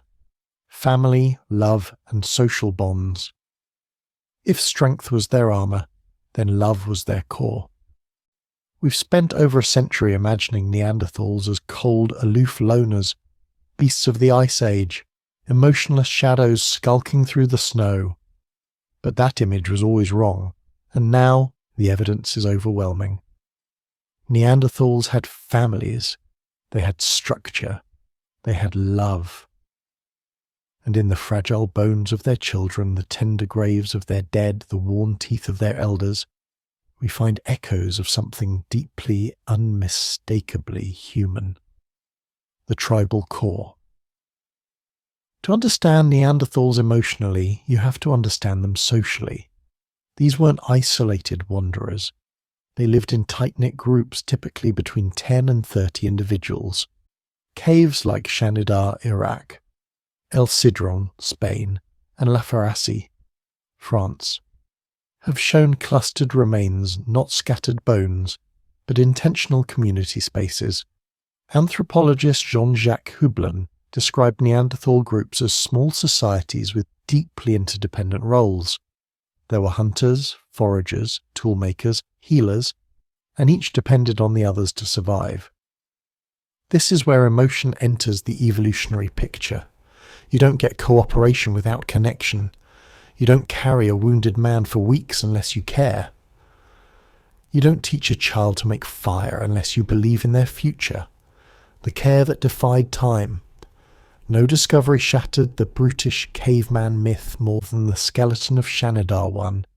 Buried deep in Iraq's Zagros Mountains, Shanidar I was a male Neanderthal who lived over 45,000 years ago. And he was broken. Crushed orbital bone, likely blind in one eye. Severely damaged right arm, withered and paralysed. Crushed foot bones, resulting in a lifelong limp. Evidence of degenerative joint disease, likely excruciating. By all logic, he should have died young. But he didn't. He lived into his 40-san advanced age for the era. Why? Because someone helped him, fed him, protected him, carried him. Not for days, for decades. And that requires something more powerful than evolution, compassion, the first doctors. It wasn't just the old and wounded. Neanderthals cared for the sick too. Studies of dental calculus from El Sidron show evidence of medicinal plant use.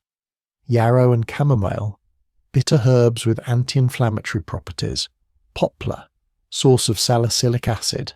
the active ingredient in aspirin. In other words, they treated pain, they fought infection, they practiced medicine. And this wasn't selfish calculation. You don't waste resources on the sick unless you feel something. This was emotional logic. We help our own. Raising the future. Neanderthal childhood wasn't easy, but it wasn't empty. Juvenile remains, like those at the Roc de Marseille site in France, show signs of extended parental investment. Children were weaned slowly. Their teeth show steady, seasonal dietary intake. Their bones indicate protection from extreme physical labour. In other words, they were nurtured. Parents, likely both male and female, invested time in raising the next generation. They weren't just surviving, they were teaching tool-use, fire control, shelter building, hunting techniques, and perhaps even storytelling, ritual language. Because knowledge had to be passed down, and that meant teaching. That meant love, the sacred earth. Perhaps nothing is more emotionally revealing than how Neanderthals treated their dead. At La Chapelle-aux-Saints in France, a Neanderthal male was found in a deliberate burial pit. Carefully positioned body protected from scavengers accompanied by tools and bones. Was it grief, reverence, a goodbye? We may never know. But the intentionality is clear. They didn't leave their dead to rot. They laid them to rest. At Shanada Cave, researchers found pollen traces around one burial.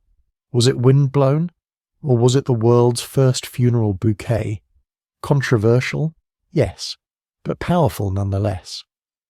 Because the idea that they honoured their dead means they understood death, and that's the foundation of all emotional intelligence. Social memory and elder respect. The Neanderthal elders we've found aren't simply discarded shells. They lived through trauma, disease, injury, and they were still kept alive. Why? Because they were valuable. Old age meant memory of migrations, knowledge of medicine, mastery of tools. In modern primates, elder females like matriarch elephants and alpha chimpanzees guide group behavior. It's likely Neanderthals were no different. Elders weren't burdens, they were libraries. And keeping them alive meant keeping history alive. Signs of intimacy and partnership. Did they pair bond? Did they have long-term mates? The evidence leans toward yes. Neanderthal groups had balanced adult sex ratios, unlike temporary aggregations seen in other primates, and signs of shared child-rearing suggest stable mating systems. Did they feel love as we do? We may never know, but if behaviour is any clue, they were capable of attachment, protection, devotion. In their bones, we see not just pain, but the will to protect, to preserve, to stay. The silent threads that bind us. Neanderthals didn't leave poetry. They didn't write lullabies, but their bodies whisper the same story. We are wired for connection. Across 400,000 years in the freezing dark of glacial Europe, they still found a reason to reach for one another. They didn't survive alone. They thrived together. They loved. They mourned. They remembered. And every time we cradle a newborn, every time we honour the dead, every time we carry someone who cannot walk, we echo them, not just genetically, but emotionally. Neanderthal versus Homo sapiens. When two worlds collide, history is rewritten. And 50,000 years ago, deep in Ice Age Europe, two species met for the first time not by chance, not by design, but by fate. On one side, the Neanderthal, stocky, powerful, winter-hardened and homegrown. On the other, us, Homo sapiens, lighter, faster, more socially complex and newly arrived from Africa. What followed wasn't just competition. It was confusion, cooperation, conflict, and eventually it was merger. This is the story of the most important encounter in human history, and how it didn't end in extinction, but in integration of the first meeting. It likely happened somewhere in the Levant, modern-day Israel, Syria, or Iraq, where Neanderthals had long roamed and Homo sapiens had just begun to spread. Genetic timelines suggest we first overlapped at least 60,000 years ago, possibly earlier. But it wasn't a single moment. It was a process, gradual, fragmented, and spread across thousands of years.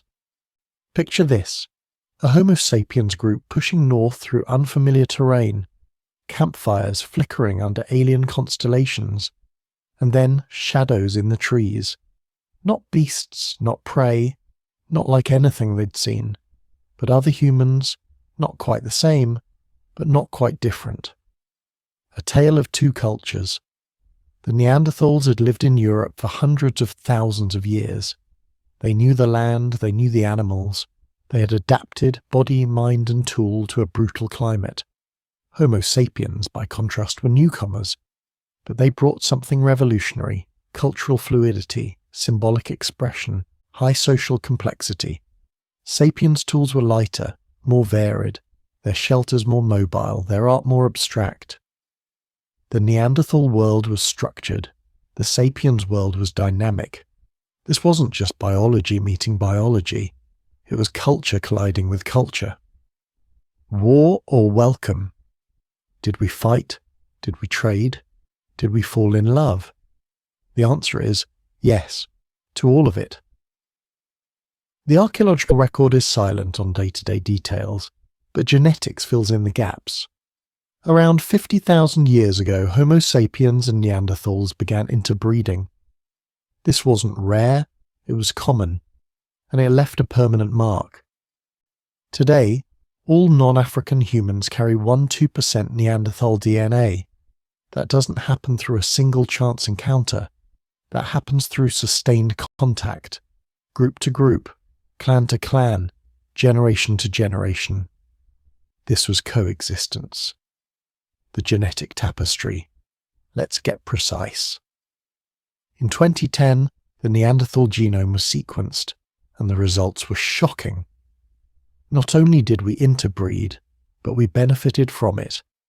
Neanderthal genes gave Homo sapiens better immune responses to new pathogens, adaptations for cold weather skin and hair pigmentation suited to northern latitudes.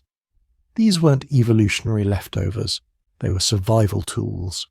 Even today, some Neanderthal alleles are associated with traits like response to viruses, blood clotting factors, risk for type 2 diabetes and celiac disease. It wasn't a one-time mix, it was a long-term genetic partnership.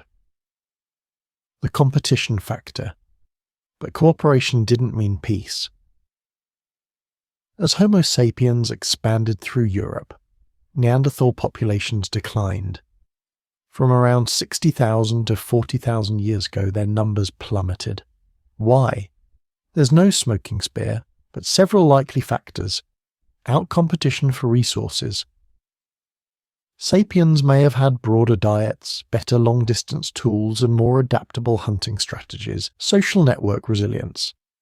Larger, more interconnected Homo sapiens groups could replace losses faster and adapt to environmental changes. Cognitive differences. Some researchers argue that Neanderthal cognition was more specialized, excellent for their world, but less flexible in the face of rapid change. Disease. New pathogens carried by Homo sapiens may have devastated Neanderthal clans. In the end, climate change likely played a role too. As ecosystems shifted, the Neanderthals' niche began to shrink. And with Homo sapiens filling every gap, the pressure mounted. Final strongholds and the last of them. The final Neanderthals didn't vanish all at once. Some held on in southern Iberia, the Caucasus, and isolated pockets of France. Recent discoveries, like the Thorin Neanderthal in France's Rhone Valley, show that even 40,000 years ago, genetically isolated Neanderthals were still alive. But isolation was a death sentence. Small groups can't sustain genetic diversity. One bad season, one epidemic, one conflict, and it's over. Neanderthals didn't go extinct in a blaze. They faded out one clan at a time, until the only trace left was in our blood. The shared children of two worlds. For decades, scientists asked, did Neanderthals disappear, or did they become us? The answer, it turns out, is both. Yes, the last pure Neanderthals died out around 40,000 years ago, but they didn't vanish. Their DNA, strong, resilient, ancient, lives in us. Every freckle, every cold-resistant gene, every immune boost. That's a gift from Neanderthal ancestors. And not just physical. Behavioral genetics suggest we may have inherited things like sleep patterns, pain sensitivity, even certain neurological traits. We didn't conquer the Neanderthals, we absorbed them. Culture sharing and cognitive crossover. There's another layer to this story, the transfer of ideas. As Homo sapiens moved into Neanderthal territory, some of our cultural practices may have been adopted or inspired by theirs.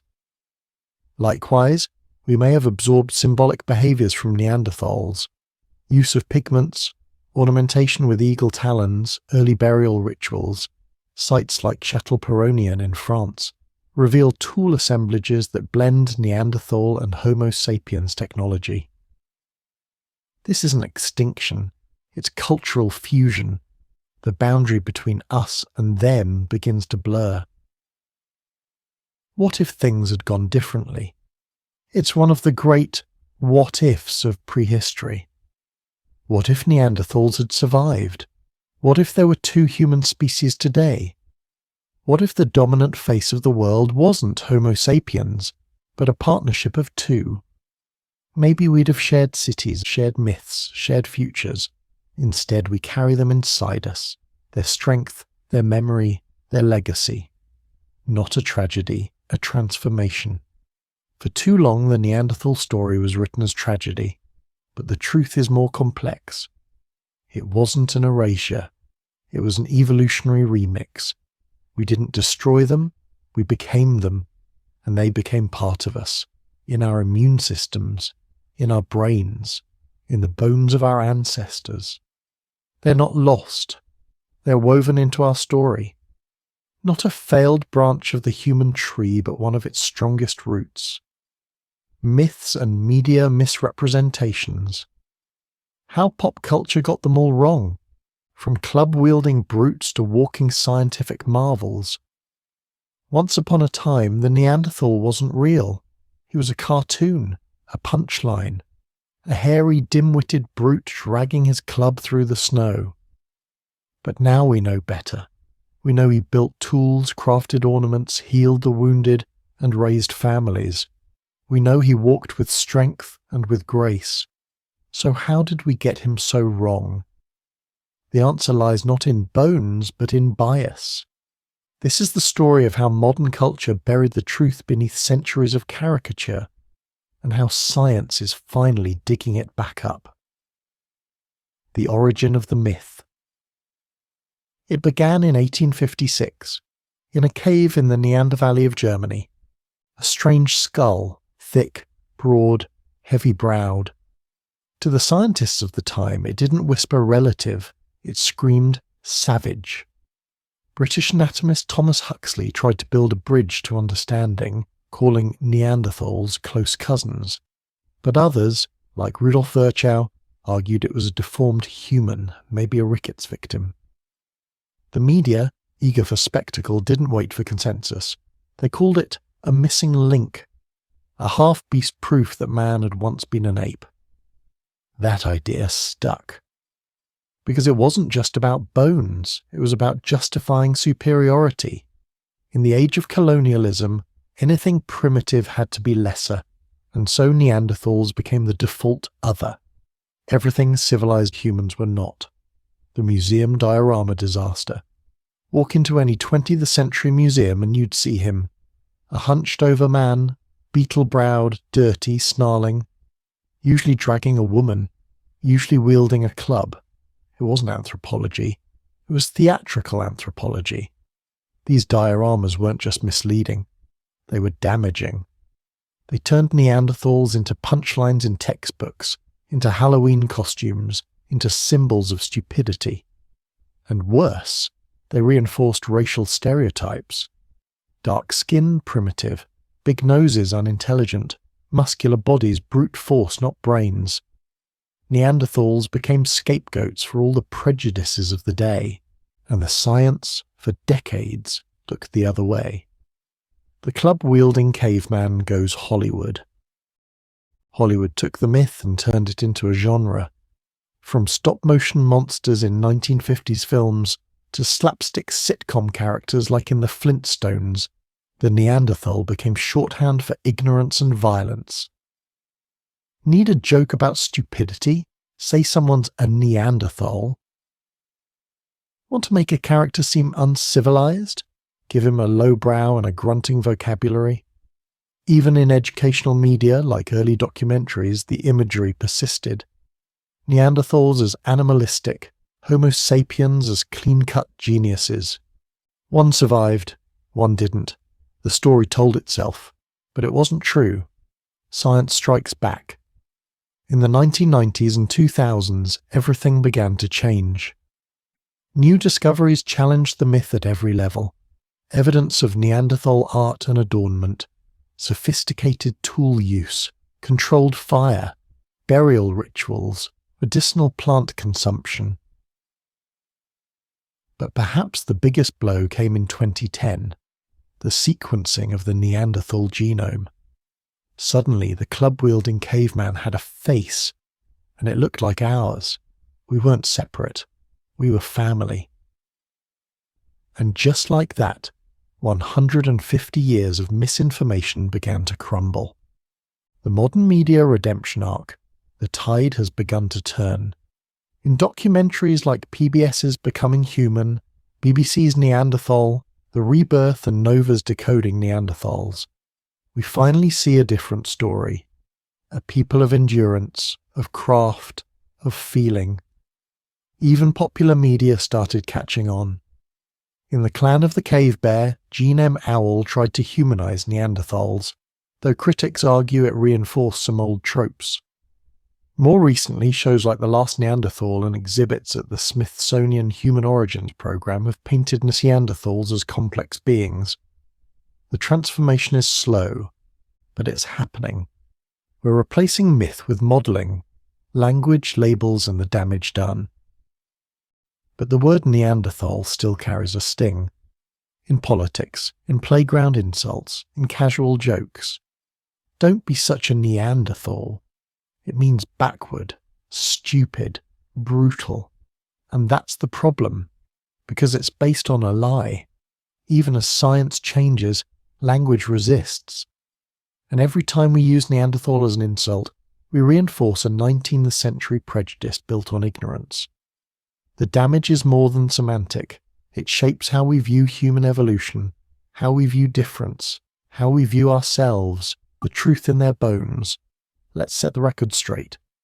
Neanderthals crafted birch tar adhesives through complex chemical processes, cared for injured community members for decades, used pigments and feathers for symbolic expression, developed efficient hunting strategies for megafauna, lived in Europe for over 300,000 years.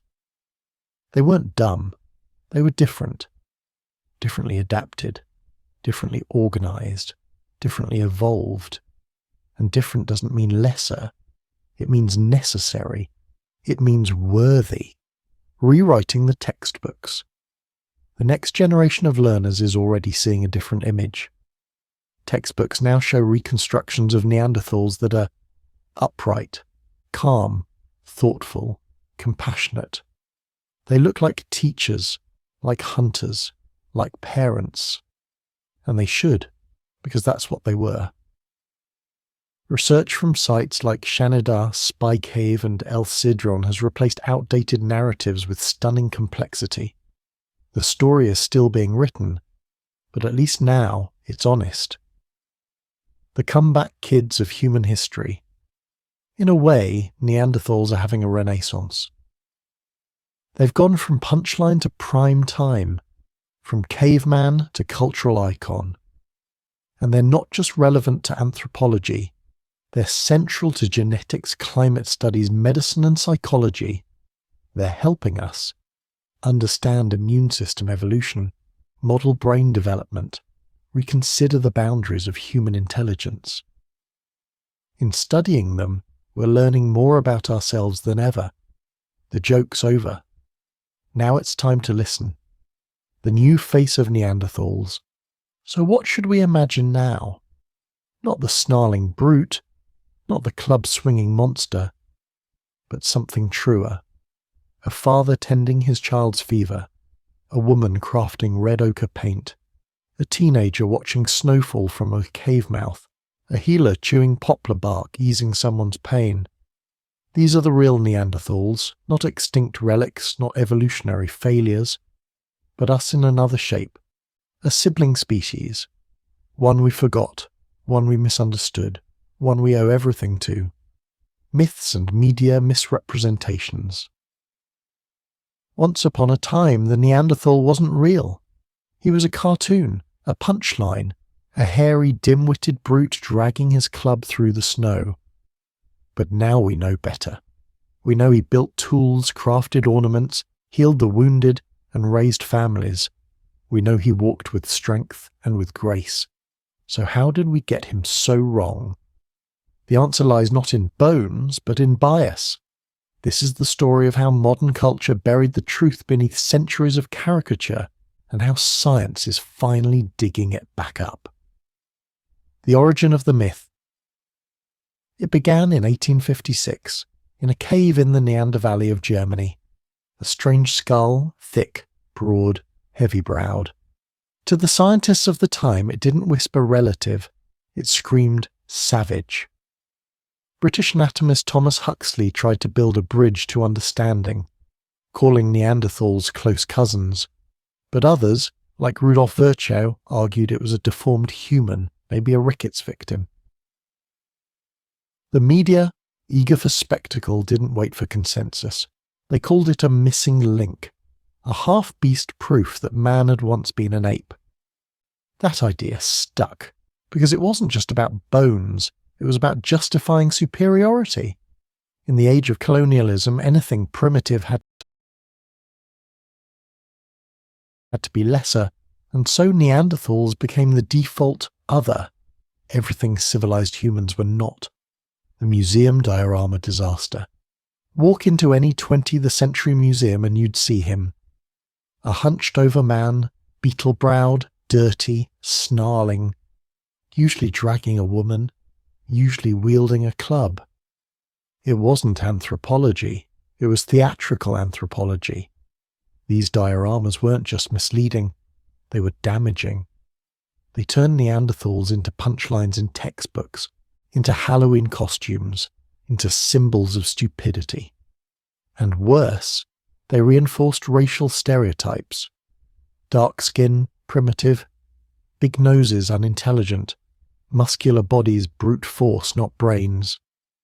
Neanderthals became scapegoats for all the prejudices of the day, and the science for decades looked the other way.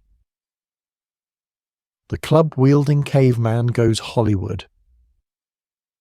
Hollywood took the myth and turned it into a genre. From stop-motion monsters in 1950s films to slapstick sitcom characters like in the Flintstones, the Neanderthal became shorthand for ignorance and violence. Need a joke about stupidity? Say someone's a Neanderthal. Want to make a character seem uncivilized? Give him a low brow and a grunting vocabulary. Even in educational media, like early documentaries, the imagery persisted. Neanderthals as animalistic, Homo sapiens as clean-cut geniuses. One survived, one didn't. The story told itself. But it wasn't true. Science strikes back. In the 1990s and 2000s, everything began to change. New discoveries challenged the myth at every level. Evidence of Neanderthal art and adornment, sophisticated tool use, controlled fire, burial rituals, medicinal plant consumption. But perhaps the biggest blow came in 2010, the sequencing of the Neanderthal genome. Suddenly, the club-wielding caveman had a face, and it looked like ours. We weren't separate. We were family. And just like that, 150 years of misinformation began to crumble. The modern media redemption arc. The tide has begun to turn. In documentaries like PBS's Becoming Human, BBC's Neanderthal, The Rebirth, and Nova's Decoding Neanderthals, we finally see a different story. A people of endurance, of craft, of feeling. Even popular media started catching on. In The Clan of the Cave Bear, Gene M. Owl tried to humanize Neanderthals, though critics argue it reinforced some old tropes. More recently, shows like The Last Neanderthal and exhibits at the Smithsonian Human Origins program have painted Neanderthals as complex beings. The transformation is slow, but it's happening. We're replacing myth with modelling, language, labels, and the damage done. But the word Neanderthal still carries a sting. In politics, in playground insults, in casual jokes, don't be such a Neanderthal. It means backward, stupid, brutal. And that's the problem, because it's based on a lie. Even as science changes, language resists. And every time we use Neanderthal as an insult, we reinforce a 19th century prejudice built on ignorance. The damage is more than semantic. It shapes how we view human evolution, how we view difference, how we view ourselves, the truth in their bones. Let's set the record straight. Neanderthals crafted birch tar adhesives through complex chemical processes, cared for injured community members for decades, used pigments and feathers for symbolic expression, developed efficient hunting strategies for megafauna, lived in Europe for over 300,000 years. They weren't dumb, they were different. Differently adapted, differently organized, differently evolved.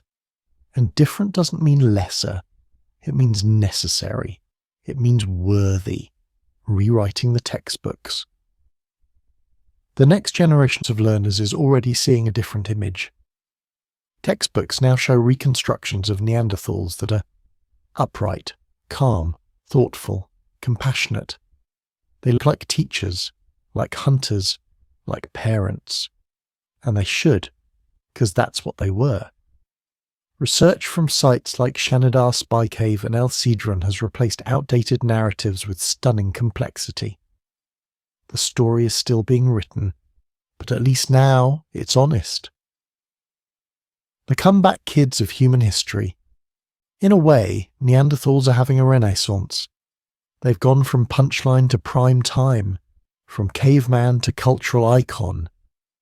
And they're not just relevant to anthropology. They're central to genetics, climate studies, medicine, and psychology. They're helping us understand immune system evolution, model brain development, reconsider the boundaries of human intelligence. In studying them, we're learning more about ourselves than ever. The joke's over. Now it's time to listen. The new face of Neanderthals. So, what should we imagine now? Not the snarling brute, not the club's swinging monster, but something truer. A father tending his child's fever, a woman crafting red ochre paint, a teenager watching snowfall from a cave mouth, a healer chewing poplar bark, easing someone's pain.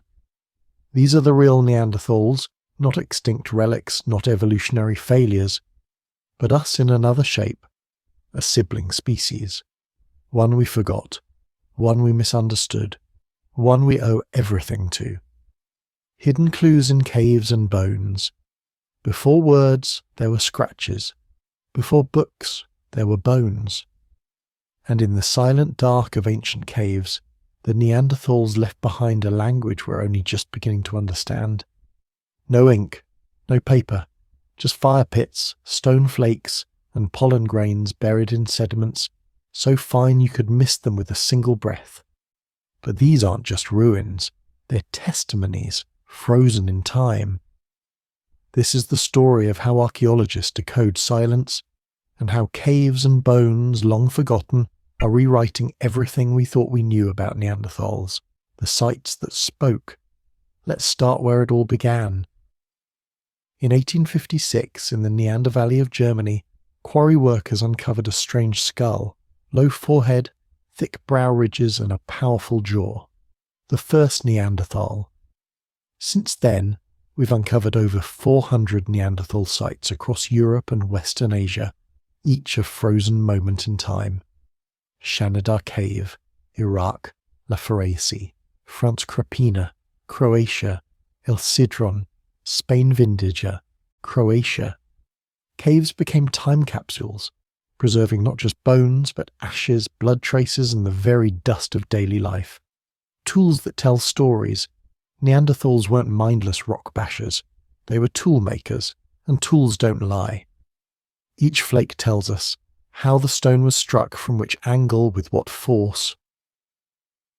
The Mousterian toolkit, a stone technology associated almost exclusively with Neanderthals, was anything but primitive. It included Levallois flakes, crafted with a multi-step preparation technique, scrapers for hidework points, likely hafted onto wooden spears. Archaeologists use microear analysis, studying microscopic scratches on tool edges to determine if a scraper worked leather or bone. It's CSI, Paleolithic edition, fireplaces of the past. Fire wasn't just warmth, it was life. Many Neanderthal sites feature hearths, rings of charcoal, ash layers, scorched earth, but not random, organized, deliberate. Hearths often appear at the center of activity zones, surrounded by tools, bones, and discarded shells. Some hearths even show stratigraphy, layered ash that suggests repeated use over years or decades. One site in Spain, Abric Romani, revealed more than 20 fire pits spaced evenly apart, used in what appeared to be seasonal returns to the same cave. That's home, that's memory. The language of bone. Neanderthal bones tell stories written in calcium. Cuts, burns, fractures, healing. Forensic archaeology examines bone trauma patterns. Vertical breaks from falls, healed, head injuries suggesting survival, evidence of cut marks from butchery, sometimes of animals, sometimes of fellow Neanderthals. Cannibalism, yes, but not universal. Sites like El Sidron show cut marks consistent with defleshing, possibly as survival cannibalism or even ritual. But other sites, like Shanidar, show the opposite, signs of care, burial, even flowers. Bones reveal the full emotional spectrum, from desperation to compassion. Pollen in the dirt. You don't need bones to tell a story. Sometimes all it takes is pollen. Palynology, the study of fossilized pollen, lets us reconstruct ancient environments. In Shanidar Cave, microscopic pollen grains were found around one Neanderthal burial, wildflowers. Did someone lay flowers on the grave 50,000 years ago? Possibly. It's controversial, but the idea haunts us. That Neanderthals mourned, that they remembered, and that even in the Stone Age they saw beauty. Traces too small to see enter the age of residue analysis. Modern labs can detect microscopic residues on tools, blood proteins, plant starches, fat traces. At Laquina in France, scientists found traces of plant fibers on stone tools, evidence that Neanderthals may have made cordage, string, rope. At Abri du Maras, microscopic residues of wood and twisted fibers point to possible composite tools, wood and stone bound together. This changes everything. Tools weren't just rocks, they were engineered instruments. Proof of planning, foresight, and manual dexterity. Bones of beasts. At Neanderthal sites, animal bones pile up like chapters in a book. Reindeer, mammoth, bison. Cut marks on femurs. Marrow extraction from ribs. This tells us what Neanderthals hunted when they hunted it. which parts they prioritized. Patterns of kill sites suggest seasonal migration tracking. This wasn't random scavenging, it was strategic predation. And in places like Grotte du Ren, the mix of Neanderthal and modern human tools shows possible cultural blending. Burial or accident? One of the most debated questions. Did Neanderthals bury their dead? Some evidence says yes. Body positions. Pit-like depressions. Lack of animal disturbance. But skeptics argue that natural processes like cave collapse could mimic burial. Still, in sites like La Chapelle-aux-Saints, the context is compelling. A skeleton curled in a fetal position, seemingly placed intentionally. Burial implies more than death. It implies ritual, memory, maybe even belief. The future of digging. Today's archaeologists have tools Neanderthals never dreamed of. Ground-penetrating radar DNA extraction from soil laser scanning of cave walls. We can now detect traces of Neanderthal skin cells, DNA from feces, microscopic traces of food inside dental plaque. And with AI-enhanced imaging, we're beginning to reconstruct entire cave scenes, where they cooked, where they slept, where they died. The past is becoming a hologram, and it's speaking louder than ever. Conclusion: bones don't lie. Caves don't shout, but they don't forget. Every bone fragment, every soot layer, every fingerprint on a flint blade. They speak of a people who weren't brutes, who weren't mistakes. They were survivors, mourners, toolmakers. And if you listen closely, you'll hear them still in the drip of cave water, in the charcoal dust, in the pollen that clings to a grave that might just be a whisper of love. This is how science hears the silent, and how Neanderthals speak without ever saying a word. DNA time machine. What if you could look in the mirror and see 50,000 years into the past? What if every cell in your body carried whispers from another species? Not science fiction, science fact. Today our identity is being rewritten, not by myths, not by legends, but by DNA, the most ancient time machine ever built. And it's telling us a story we never expected to hear. One where Neanderthals never truly vanished. They migrated not across continents, but into our genome, the genetic awakening. In 2010, a team led by Svante Pääbo cracked the impossible. They sequenced the Neanderthal genome.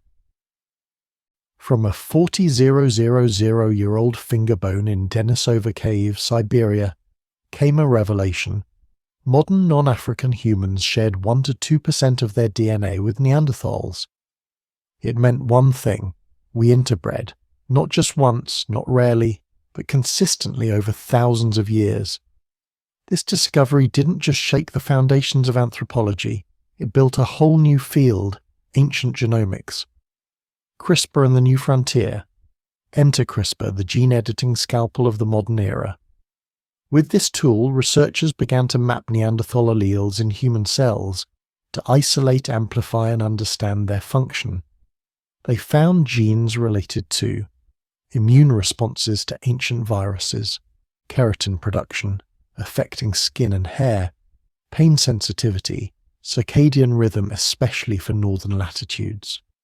This wasn't junk DNA, it was survival coding.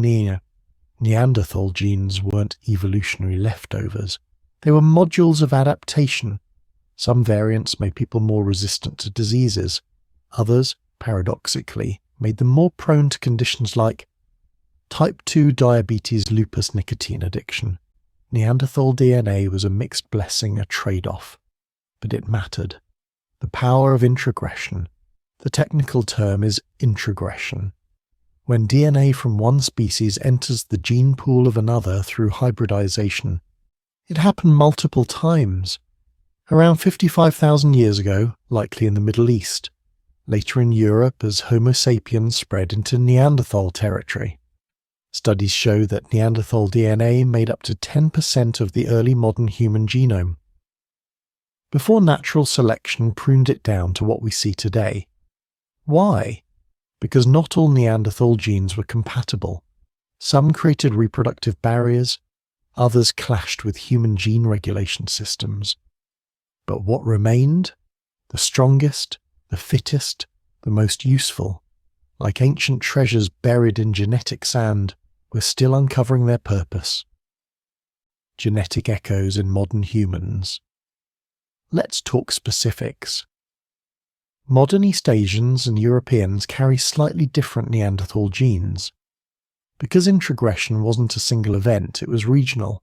For instance, a Neanderthal gene variant called TLR6 boosts immune response to bacterial skin infections.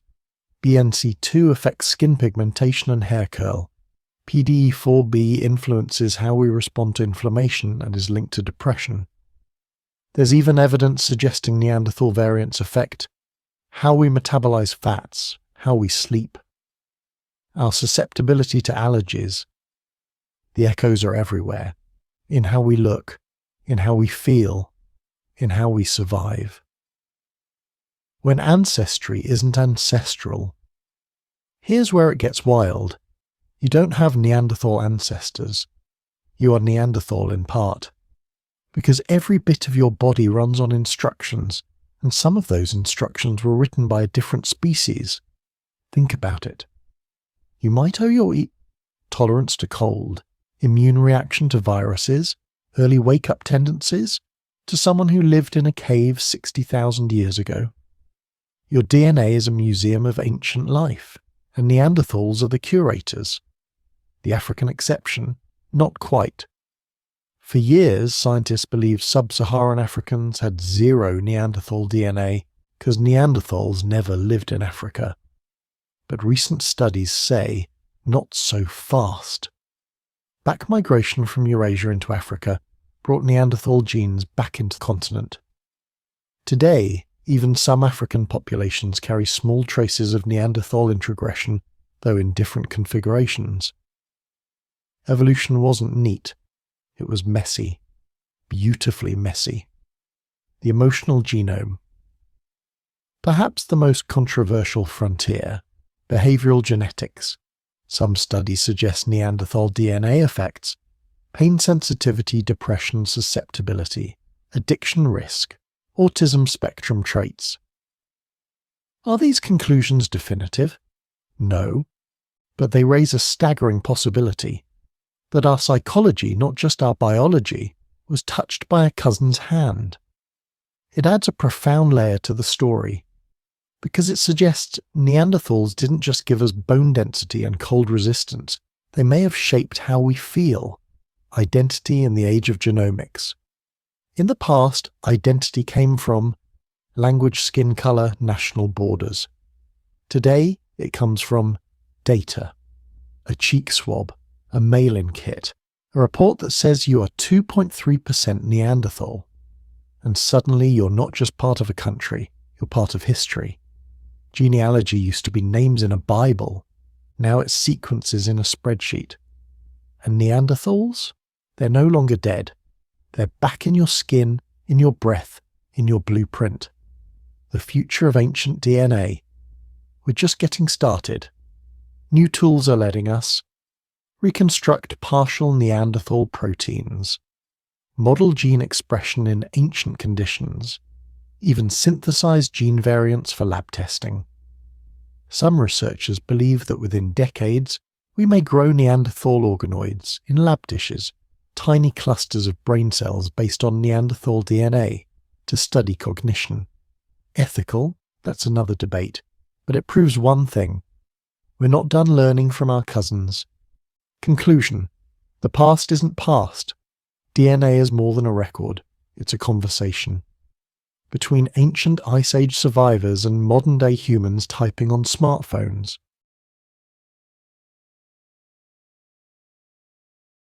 It tells us that species don't die. They transform, that borders don't last. Genes move, and that identity is not about purity, it's about presence. Neanderthals aren't gone. They're networked into us, a distributed memory, embedded in our very code. You don't have to visit a museum to meet one. You just have to look in the mirror. Could Neanderthals have survived today? Imagine walking into a coffee shop and seeing a man at the counter. Broad chest, massive arms, heavy brow. Not ugly, just different. You're looking at a Neanderthal wearing a hoodie, ordering a latte. The question is no longer what killed the Neanderthals, it's could they survive today? The answer isn't simple, because survival in the modern world requires more than brute strength. It requires adaptability, cognition, communication, culture. So let's step into a parallel world, one where Homo neanderthalensis didn't vanish, one where they boarded the train of civilization. Would they thrive or fall behind? Let's find out. Advantage, built for resilience. First, the body. Neanderthals were physically formidable. Shorter than us, but stockier. Muscle-packed frames, high bone density, powerful joints. They were adapted for cold endurance, physical labour, explosive power. In a world still full of physical jobs, construction, firefighting, athletics, they'd be naturals. Imagine a Neanderthal in the NFL or the UFC. They'd dominate. And not just because of muscle, because of pain tolerance, because of trauma survival, because of biomechanical efficiency. They weren't fragile. They were shock absorbers. In a society that still prizes physicality, they'd be legends. Challenge, the social system. But modern life isn't all muscle. It's paperwork, it's Zoom meetings, it's unspoken rules and abstract metaphors. And here, Neanderthals may face hurdles. Research from Oxford and Leipzig suggests that Neanderthals had a larger visual cortex, a smaller cerebellum relative to Homo sapiens. This doesn't mean they were dumber. It means they were differently intelligent. They excelled at spatial awareness, hand-eye coordination, body control, but they may have had less cognitive flexibility in rapidly changing social settings. Could they learn? Yes. Brains are plastic, but adaptation takes time. Imagine a Neanderthal trying to navigate social media, sarcasm, memes, passive aggression in emails. These aren't natural habitats for anyone, let alone someone optimized for glacial survival. Advantage, the immune shield. Neanderthals didn't have vaccines, they had genes. Many Neanderthal alleles now found in modern humans relate to immunity, antiviral defenses, skin barrier functions, inflammation control. Put a Neanderthal in a pandemic, and their immune system might outperform ours. But there's a catch. Some Neanderthal genes also correlate with autoimmune risks, like lupus or Crohn's disease. In today's allergen-heavy, microbe-sterile environments, that same immune vigilance could backfire. Still, they'd likely be hardier than the average human, more robust, less prone to infection. They'd walk through flu season like tanks. Challenge, technology overload. Neanderthals mastered fire, mastered tar production, understood stone physics. They weren't technological idiots. But modern tech, that's a different battlefield. iPhones, blockchain, quantum computing. It's not about tool use, it's about abstraction. Could a Neanderthal learn to code? Maybe. But the learning curve would be brutal. Modern schooling requires delayed gratification, long hours of symbolic reasoning, sitting still in a chair for 12 years. Neanderthals didn't evolve for that. They evolved for survival, not spreadsheets. Again, not inferior, just not optimized for this environment. Advantage, craft, memory, focus. One underappreciated Neanderthal trait, precision. Their tools were carefully shaped. Their tar production required complex control over fire and oxygen. These weren't brute hacks, they were engineers. In a world of artisans, they'd shine. Metalworking, carpentry, sculpture, instrument making. Even early computer hardware design, that requires the same patience and pattern recognition. And research suggests Neanderthals had excellent working memory, perfect for detailed, focused tasks. Where multitasking fails, depth wins. The what-if scenario: let's say Neanderthals survived alongside us, evolved with us, got the same education, the same healthcare, the same internet access. Where would they be today? We might see Neanderthal Olympic medalists, Neanderthal surgeons, Neanderthal craftsmen running bespoke tool shops in Paris.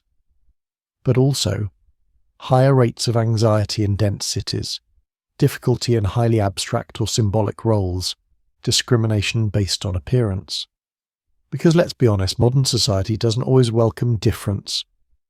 The real killers, culture and disease. So what really doomed Neanderthals 40,000 years ago? It wasn't stupidity, it wasn't weakness. It was change. Climate warmed, ecosystems shifted, competition arrived, with strange tools and stranger minds. And most importantly, Neanderthals were scattered, small groups, limited gene flow. Even a simple virus could have wiped out a whole clan. Even mild isolation could stop cultural innovation. Homo sapiens brought larger networks, faster information transfer, greater symbolic thinking. Neanderthals may have lost the race not because they were unfit, but because they were outpaced.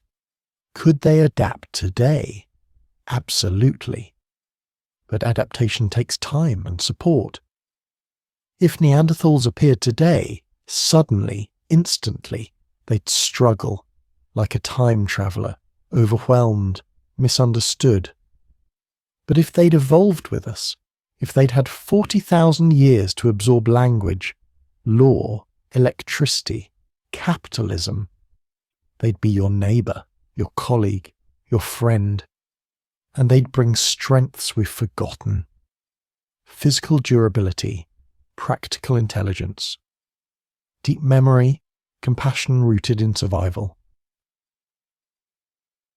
Closing thought: diversity is strength. Nature doesn't design the best, it designs what works. Neanderthals worked for 300,000 years. If they were here today, we wouldn't call them failures. We'd call them another version of us, less abstract, more present, less digital, more durable. And maybe, just maybe, they'd remind us what it means to be human, not to invent everything, but to survive together. Not to dominate the world, but to endure its challenges, shoulder to shoulder. Because survival isn't just about strength or smarts, it's about belonging. And in that, Neanderthals were never outsiders. They were family. They still are. The rebirth of their story. For over a century, the Neanderthal story was written in shadows, a cautionary tale, a footnote in the grand saga of human evolution. They were cast as the caveman joke, as the slow cousin who couldn't keep up, as the species that failed. But failure doesn't survive for 300,000 years.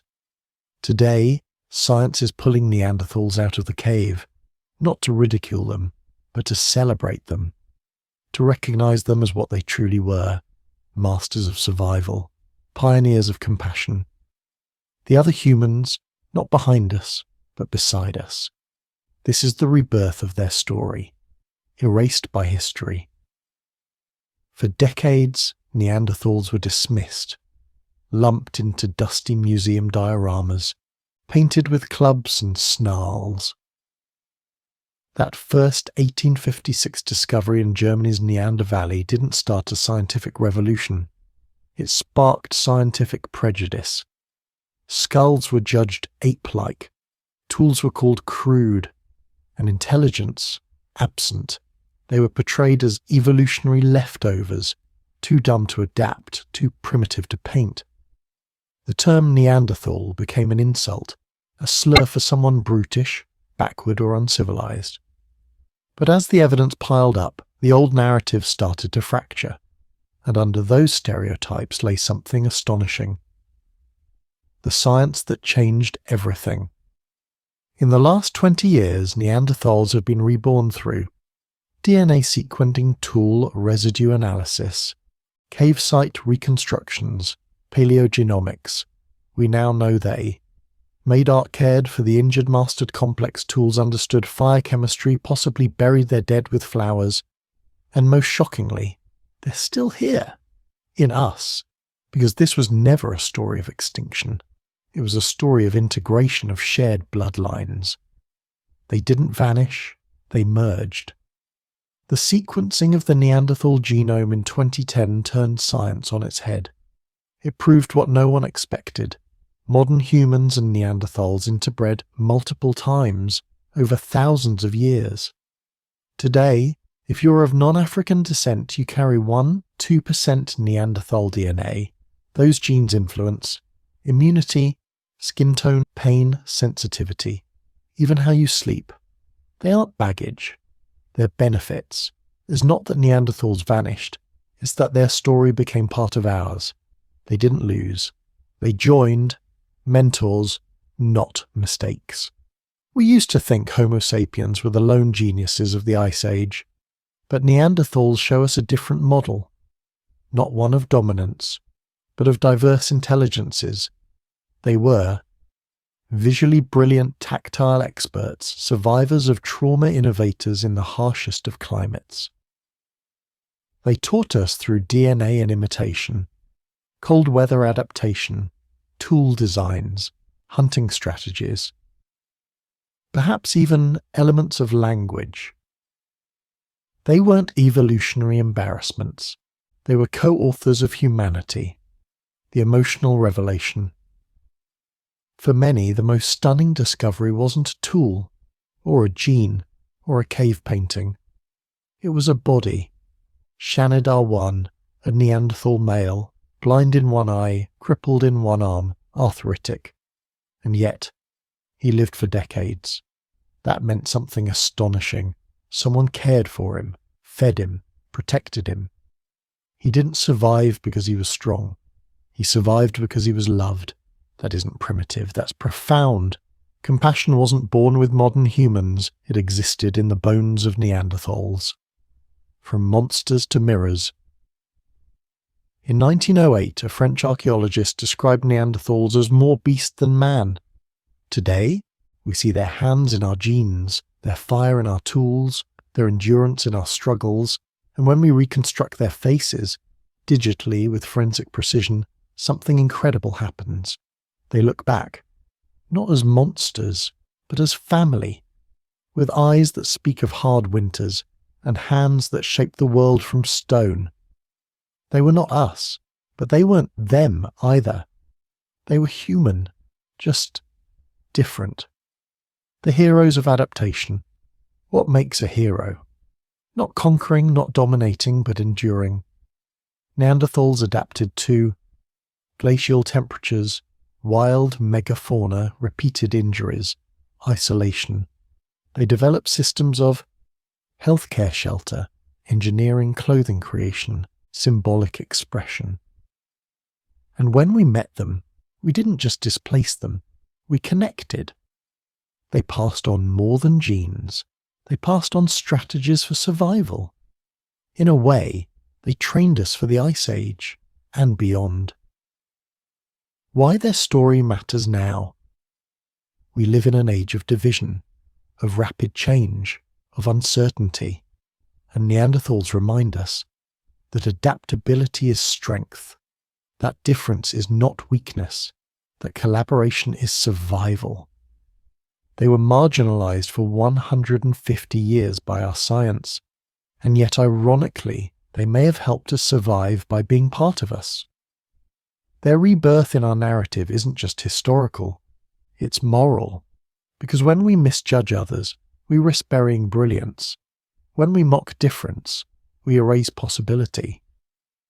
Neanderthals force us to rethink what it means to be human, not as a straight line, but as a braided river of shared traits, shared stories, and shared destinies. Conclusion: their story is our story. In the end, Neanderthals never really died out. They left their mark in our bones, our blood, our culture, our memories. We walk with their strength. We endure with their genes. We dream with their fire. They aren't ghosts in the cave. They're mentors in our DNA. not the evolutionary dead ends we once thought, but heroes of a forgotten chapter. Now brought to light. So, when you look in the mirror and you see something ancient in your eyes, something fierce, something compassionate, something enduring, you're not just seeing yourself, you're seeing them, the Neanderthals, alive in us at last, the end. But really, the beginning of seeing them, truly, for the first time,